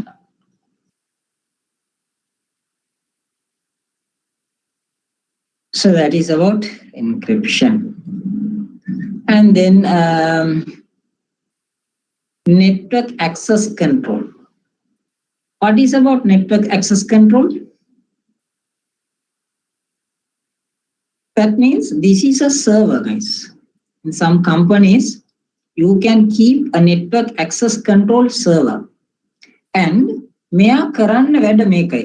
See here, you can block non-compliant computers, basically endpoint devices, or give them only limited access. Now you think at NIBM we have a network access control server. අපිට නෑ තියෙනවා කියලා එකක් හිතාගන්නකො. එහෙම තිබ්බොත් ඒකේ වෙන්නේ මෙහෙමයි. මම දැන් I'm at NIBM. මම මගේ machine එක NIBM cable එක දාලා නිකන් ගෙවුවා. එතකොට මෙන්න මෙහෙම එනවා. NIBM.local internet access කියලා එනවා. Right? And I can use the network. Can use all the resources on the network. But what do you think? Now this laptop, I will take it, go home, and maybe use it at home. I come again to office, just plug it and use it. What do you think? I take a 2 weeks vacation and I go home. I don't do Windows updates. My firewall can be off. Right? Likewise, my machine can be vulnerable. Mama a machine එක after 2 weeks අරන් office එකට ඇවිල්ලා ඔන්න network cable එක දැම්මා. Then if I have a network access control server, it will check my machine, guys, and see Windows update දාලාද, antivirus software update කරලාද තියෙන්නේ, firewall එක on එකේද තියෙන්නේ. අන්න එහෙම ඔක්කොම බලලා තමයි මෙහෙම network cable එක up වෙන්නේ. දැන් මෙතන ලස්සට up වෙලා තියෙන්නේ. But if I have a network access server, it can check that, and if there is some problem, make me network port එකේ exclamation mark එකක් එනවා මෙහෙම. මේ icon එකට exclamation mark එකක් එනවා. So if this computer is like this picture is like this, you get an exclamation mark like this.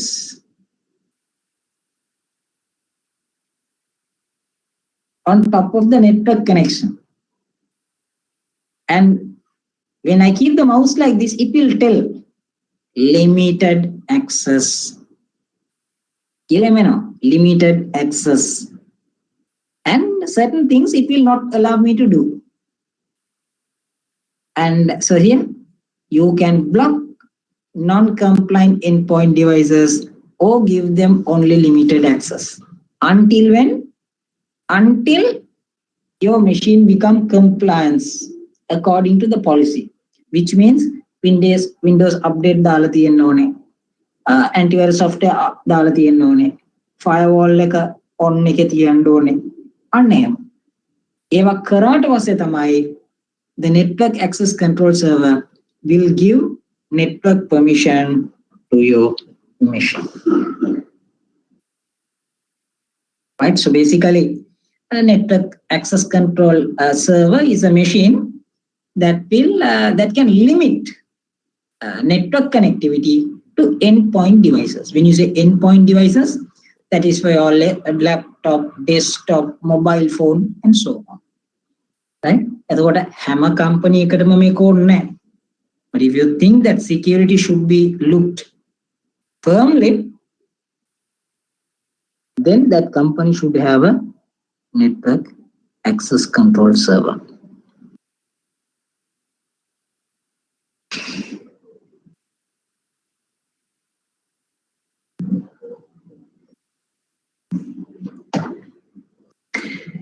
Okay, so the next one is about IDS and IPS.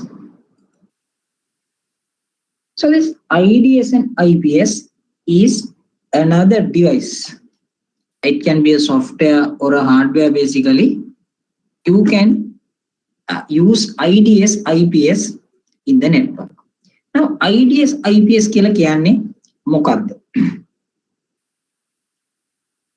now IDS කියලා කියන්නේ intrusion detective system. IPS කියලා කියන්නේ intrusion preventive system.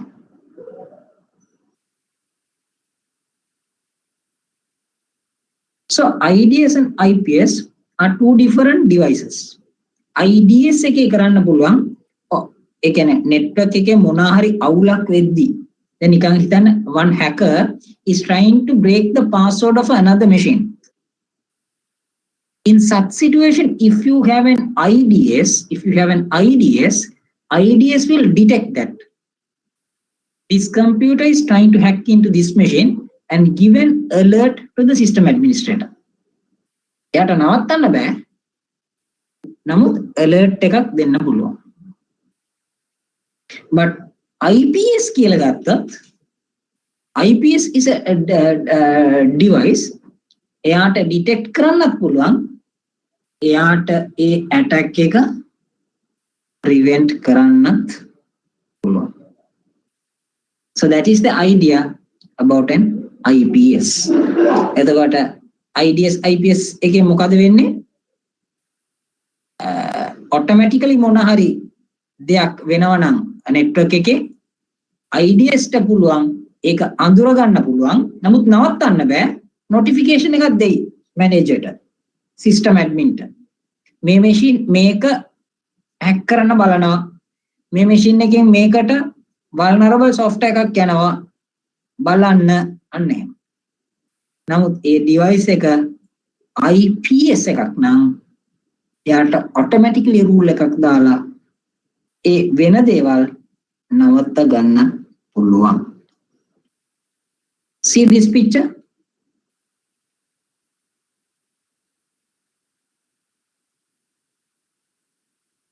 මේ picture එකෙන් ඔයාලට බලන්න පුළුවන් in your left side you have an IDS. Right side you have an IPS. IDS again වෙන්නේ මෙන්න බලන්න the placement is shown there.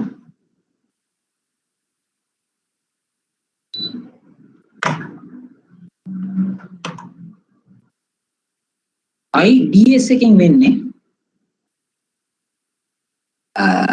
මෙතන firewall එක තියෙනවා, switch එක තියෙනවා, computers ටික switch එකට ගහලා තියෙනවා.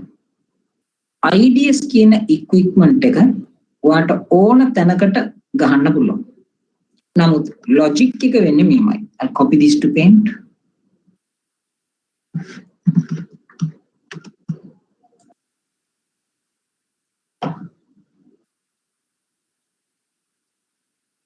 මෙන්න බලන්න. So this is the network. You buy a device called IDS. ඒක network එකට ගෙවුවා. දැන් මේ IDS එකට කරන්න තියෙන්නේ මේකයි. ඔයා මේ network එක බලලා ඔයා නිකන් හිතන්න මෙතනත් කම්පියුටරයක් තියෙනවා කියලා. මේ diagram එක මෙතනත් කම්පියුටරයක් තියෙනවා කියලා. එහෙමනම් ඔයා මේ IDS ට කියන්න ඕනේ මේ ආවල් තැන. See check here. හැම එක්කෙනාම එන යන තැන මොනිටර් කරන්න කියලා තමයි කියන්නේ. එතකොට from the internet if some people are coming they all have to pass this route. All have to pass this particular route.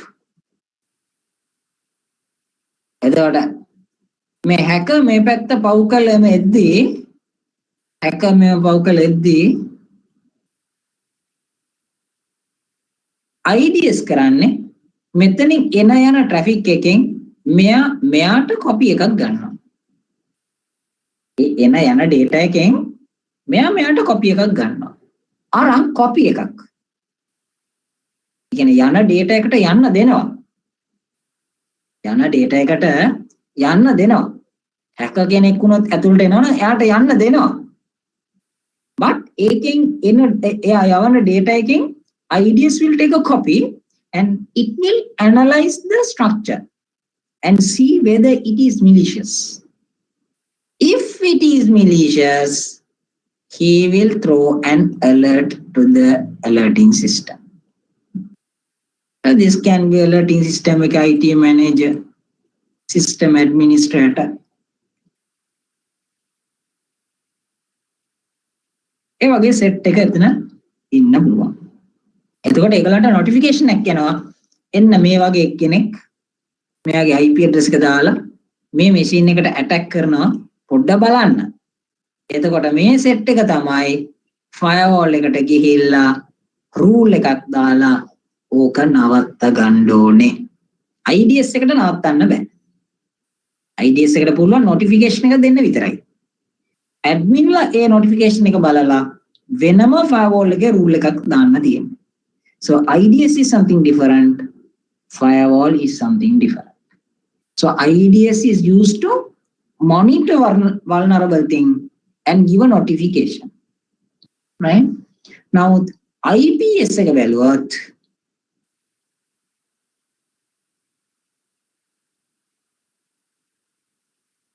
IPS එක බැලුවත් මෙන්න බලන්න IDS වගේ IPS එක මෙහෙම දාන්න බෑ. එහෙම දාන්න බෑ. IPS එක හරි තැනකට දාන්නත් ඕනේ. හරි පොසිෂන් එකට දාන්න ඕනේ. එතකොට තමයි හැකර් කෙනෙක් මෙහෙම හැක් කරන යද්දී IPS analyze කරයි. මේ IPS gadget will analyze the packets and if you think ආපෝ මේක vulnerable මේක නවත්තන්න එතනින්ම නවත්තන්න. එතකොට හැකර්ට ඇත්තට ඒ කනෙක්ෂන් එක කරා යන්න බෑ. So basically IPS can prevent something automatically whereas IDS එහෙම automatically prevent කරන්න බෑ. Right? So that is that understanding what you will have to get.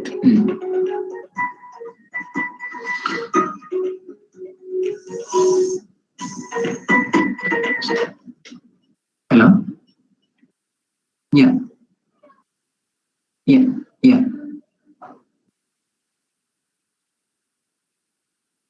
අන course work එක තියෙනවා. time එක පොඩ්ඩක් ඉන්න. time එක උදේ වරුව එන්නති කිව්වේ පොඩ්ඩක් ඉන්න.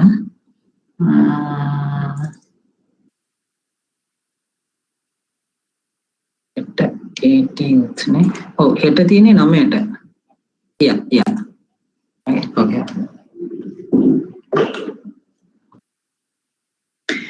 All right.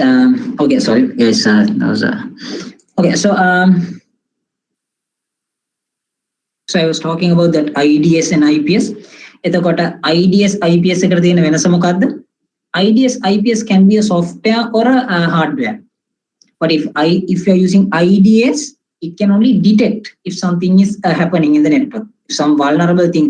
You think one computer is trying to break the password of another machine. එතකොට he will type it over and over again. He'll type first time, computer will say deny. Second time, deny. Third time, deny. Fourth time, deny. මේ packet එක ඇවිල්ලා යද්දී IDS will analyze. මෙච්චර password එක වැරදි වෙන්න විදියක් නැහැනේ.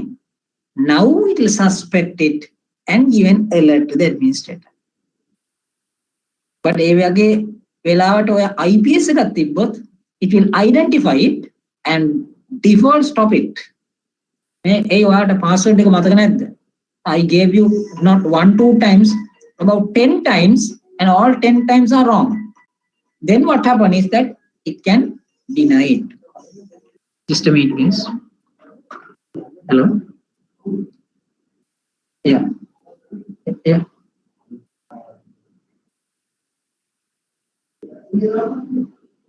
9 o'clock කියලා කියනවා උදේට. Yeah.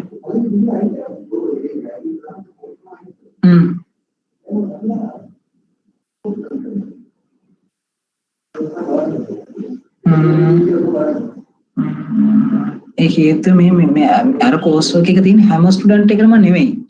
ෆේල් වුණ ළමයිට විතරයි එයා රිපීට් එකට විතරයි. නමුත් අවුලක් නැහැ. එන වෙලාවට මම දෙන්නම්. right? Okay. Now. Okay. Okay. So guys, so when you talk about the IPS, that positioning place is important. Then only if somebody is trying to attack, it will detect it, put a rule, and automatically sort of try to prevent it without happening. So when you look in terms of IDS and IPS, IPS is more smarter, right? Because it can detect and stop, but IDS will not detect it, right? IDS will not prevent it, it will only detect it. So if there is a question asked, IDS, IPS, you can say IDS will only detect, IPS will prevent. What are the similarities between both? Dekatama thiyena common features tika. IDS will also detect, IPS will also detect. Right? Both will detect.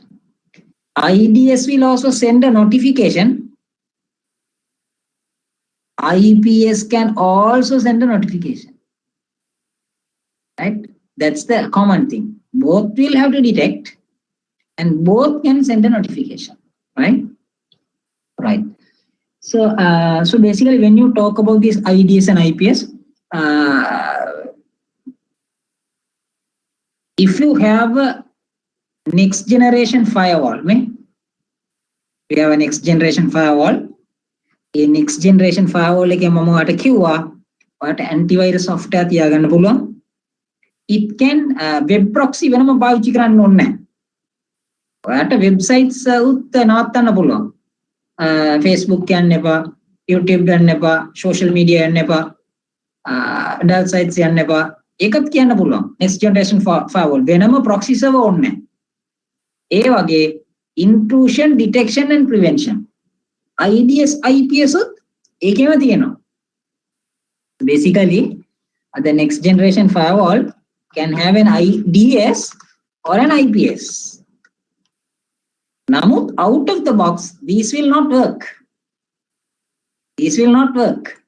Venama salli gewanna ඕනේ ඔයාලා. When you buy a next generation firewall, ඔයා වෙනම ගෙවලා activate කරන්න ඕනේ antivirus software. එතකොට antivirus software will work for 1 year.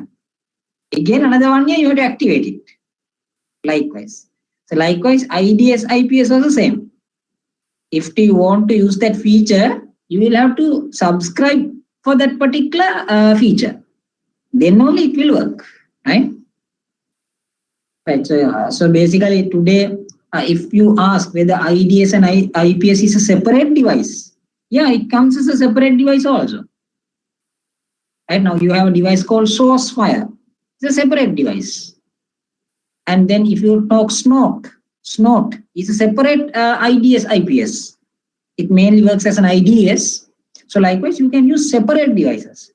Or you can use a next generation firewall, like what I mentioned.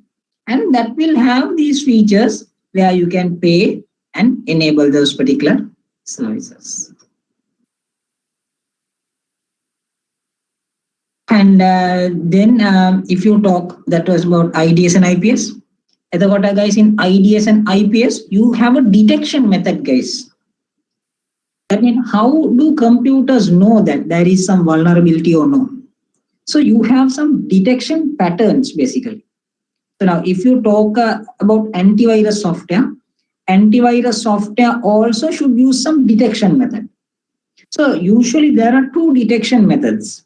One is called signature based, other one is called anomaly based. So when you take IDS and IPS, both have to detect, no?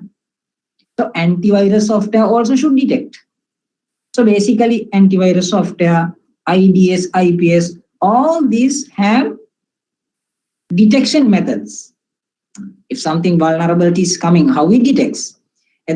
Signature based you have a database of signatures. Signatures mean what? Patterns. You have a virus with a pattern.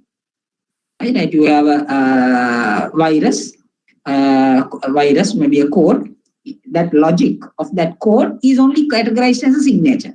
And that signature is in the database. So when you right click on the file and say scan, that file's logic is compared with the database. If a match is found, then it will alert is sent, said that this is vulnerable. Right? එතකොට මට file එකක් තියෙනවා, right click කරලා scan කරොත් ඒ code එක අරන් database එකේ තියෙන code එකත් එක්ක match කරලා බලනවා. database එකේ තියෙන code ඔක්කොම ටික vulnerable codes. match වුණොත් it will tell it is vulnerable. Right? Right. එහෙමනම් signature based එකේදී we have to constantly update කරොත් තමයි අලුත් code ටික. Now for example, if you take McAfee, if a new malicious code is found, McAfee will get that code and put it in their database. And if the users click update කියලා click කරොත් අන්න එතකොට McAfee ගේ database එකෙන් අලුත් signature එක client ගේ machine එකට update වෙනවා. So signature based is what? You have a database of malware patterns. Malware, that patterns are only called as signatures.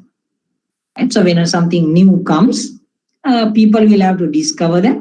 The discovered logic, or basically the pattern, which is referred as a signature, is put in the database. Right? And the first is signature based. So signature based has a database, and the database is full of 1 line, 2 lines records of malicious code, right? Sorry, අනිත් එක තමයි anomaly based. Anomaly based කියලා කියන්නේ මොකද්ද? තව නමක් guys, anomaly based එකට you call it as behavioral based. Behavioral based. එතකොට මුලින්ම අපි කරන්න ඕනේ anomaly based එකේ normal network එක monitor කරලා දැනගන්න ඕනේ අපි. මේක තමයි මගේ normal network ගේ pattern එක. normal network ගේ pattern එක. ඒ normal pattern එකට අමතරව ඒ normal pattern එකට තමයි we call it as a baseline. එතකොට normal network එක monitor කරලා baseline එකක් හදාගන්නවා. If deviations a normal baseline එකට අමතරව මොන හරි වුණොත්, then you consider it as something suspicious.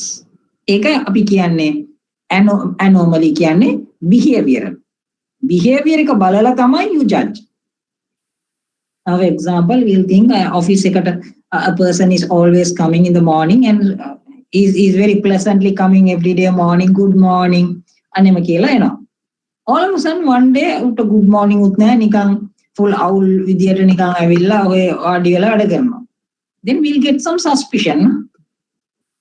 That's because you detected something in an anomaly behavior and you think මුට මොනවද ප්‍රශ්නක් තියෙනවද නැති.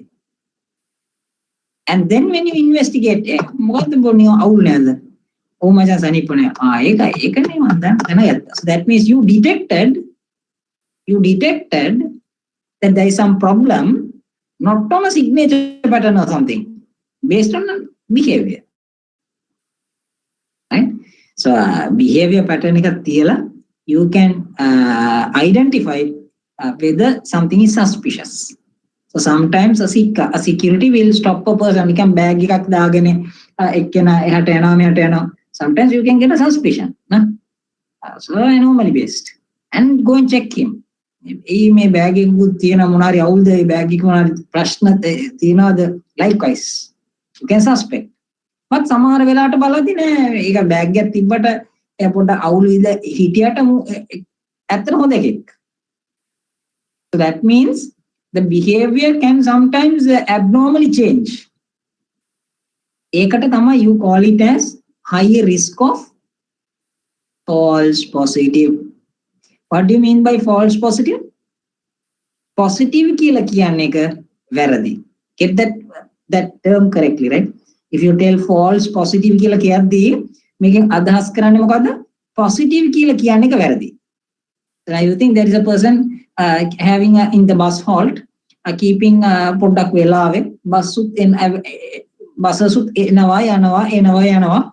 But there is one fellow, he is with a bag. He is very suspicious. එයා bus එකේ නගින්නෙත් නැහැ, නිකන් එහෙ බලනවා මෙහෙ බලනවා. Then you positively think whether this bugger has something in his bag. Right? So that is anomaly based behavior. එයාගේ behavior එක අවුල්. ඒ නිසා මම positively හිතනවා එයාගේ bag එකේ මොනාරි අවුලක් ඇති කියලා. So I go and check. So bag එක බලමු. සාක්කුව ඔක්කොම බලනවා. But මොකුත් නැහැ. Then when you ask, "Hey, ඔයා නිකන් අවුල් වෙලා ඉන්නේ." නෑ බං අවුල් වෙලා ඉන්නේ මේ තාත්තා එනවා කියලා කිව්වා. දැන් එනවා කියලා පයක් වෙනම නෑ. මම කෝල් කරත් ෆෝන් එක ආන්සර් කරන්නෙත් නෑ. ring no answer ඒකත්. අම්මට කෝල් කරා අම්මගේ ෆෝන් වැඩ කරන්නෙත් නෑ. ඒ නිසා මම full අවුල් එකකින් ඉන්නේ. එහෙමද? So that means now see here. The mama positively thought something, but then that is false. So that is called false positive. Positive කියලා හිතපු එක වැරදි. Right. So anomaly based පැත්තෙන් බැලුවොත් false positive එන්න ඉඩ තියෙනවා. High risk of false positive. Sometimes you have some test.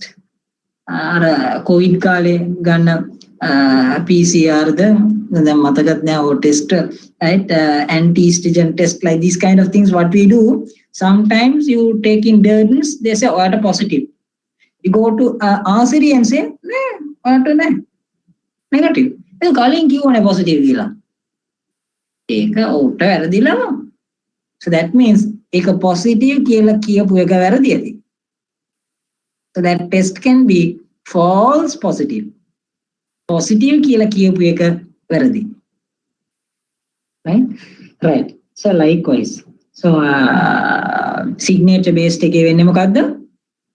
database එකක් තියෙනවා. ඒ database එකේ viruses ගේ patterns ටික තියෙනවා. ඒකට match වුණොත් virus කියලා කියන්න පුළුවන්. Anomaly based එකෙන් ඔයාට එහෙම database එකක් නැහැ. But you have the pattern of the normal network. You record the normal pattern of the network, which you call as the baseline.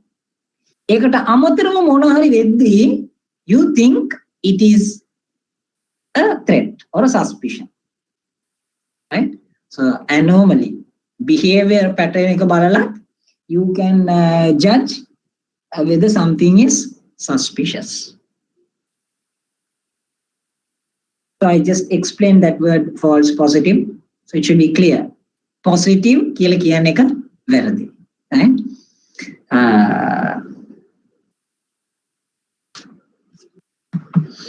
Hari අනිත් එක තමයි guys web security.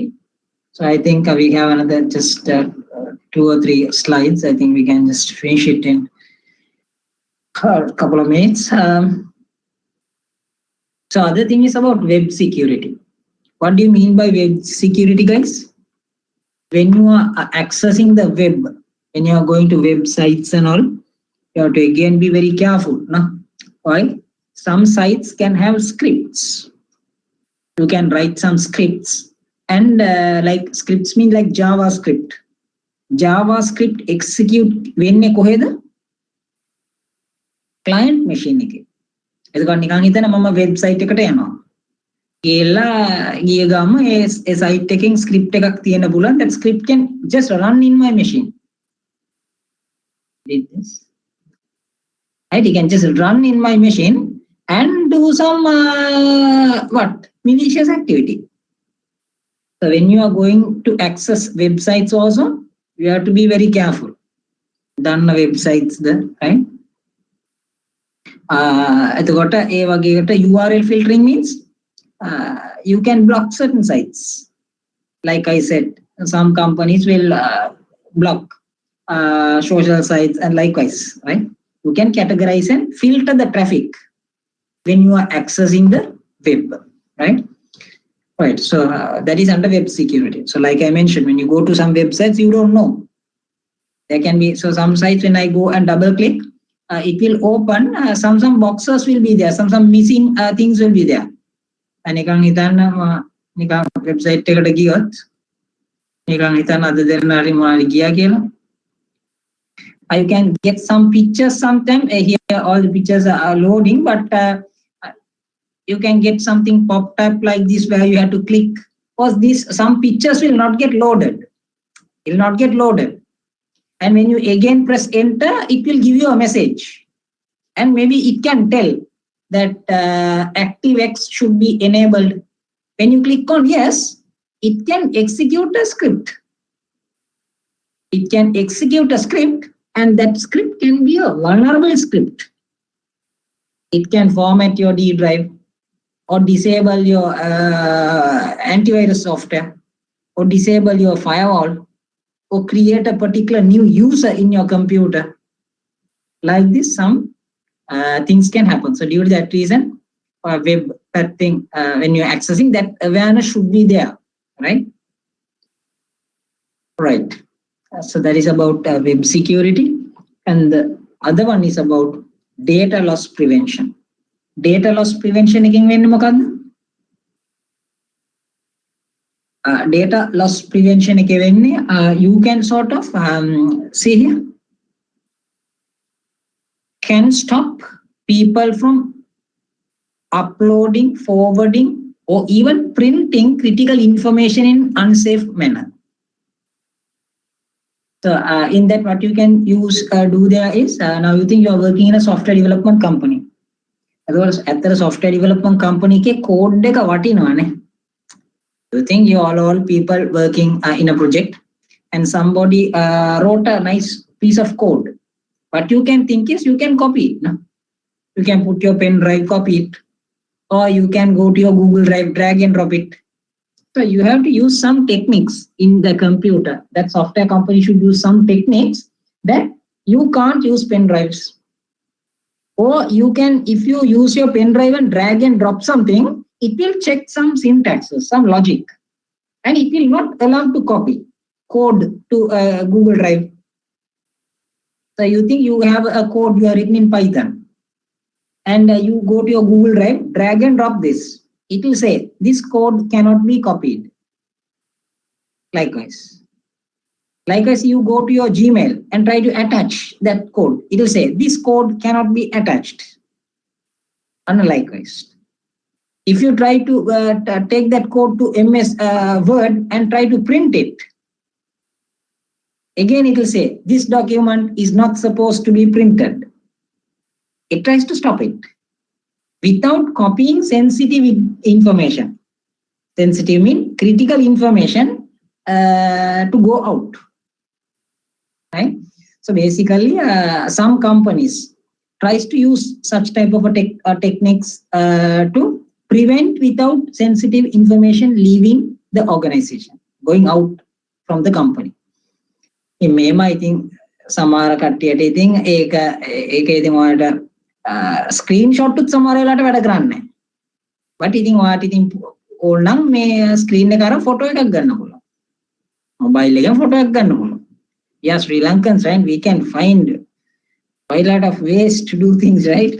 Right. So basically, as an organization, they have to see how to prevent without things going outside. Now, for example, sometimes one institute can say, "Apita hadanna notes eka oyata wena kaatawa denna bෑ." Yama kiwuwata man dennawa. Man kiwune kallu. එක තැනක ඉද්දි headers footers මාරු කරලා දුන්නා. ඊළඟ තැනකට ගියා ආපහු headers footers මාරු කරලා දුන්නා. එච්චරයි. Right? So likewise, some will have to maybe use some techniques without their code going out. You can't copy it to another machine. Likewise. Right. So data loss prevention is techniques that you use that will not allow sensitive information. That will not allow sensitive information to go outside the organization. So that is another security measure that you can sort of use.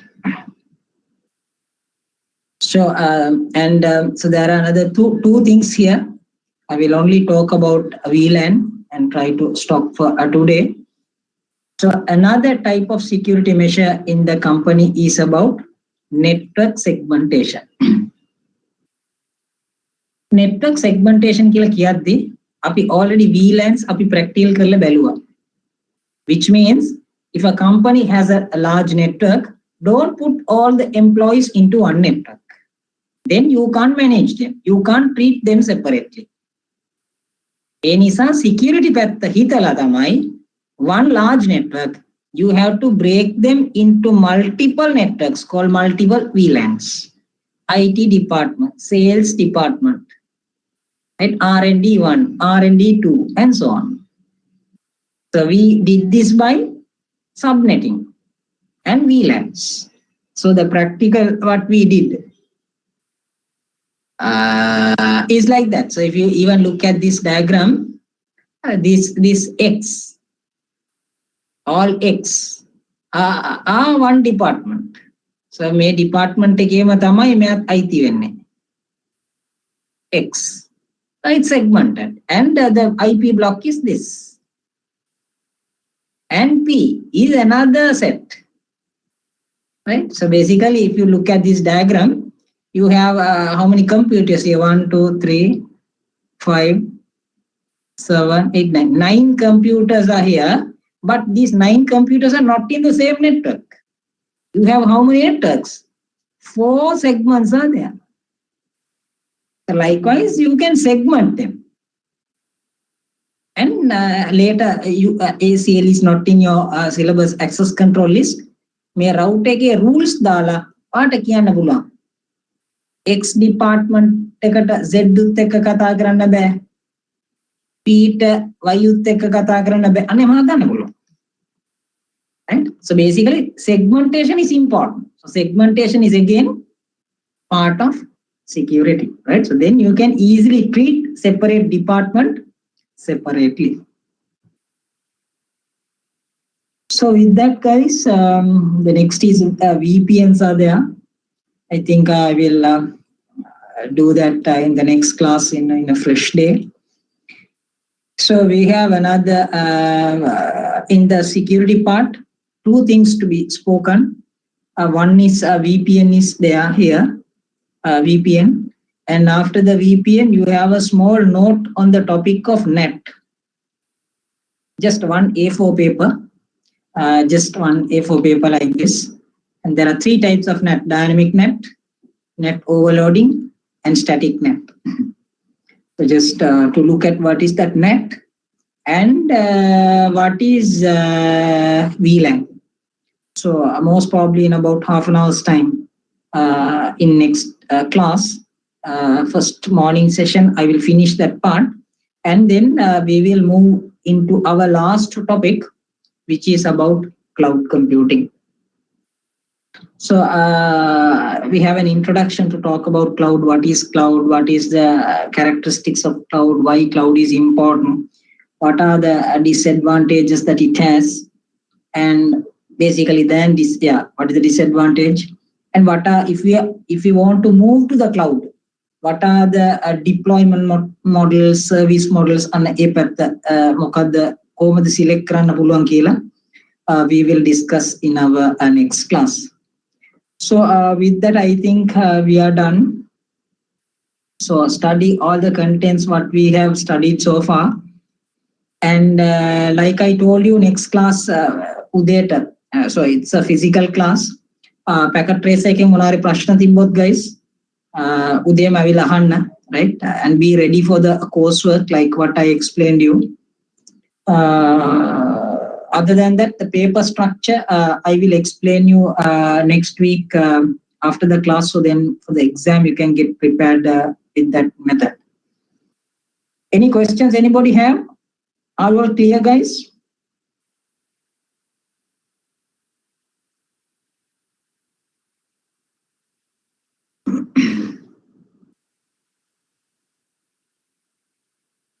Okay, fine. So I hope that all are clear in what we are discussed, right?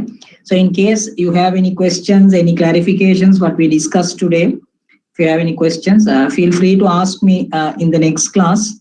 like I said, packet trace or not, theory what we studied also you can ask. So with that, guys, I will stop today's session, guys, and we will again meet up in our physical class in our next session by next week. Thank you, guys. Bye and enjoy your weekend.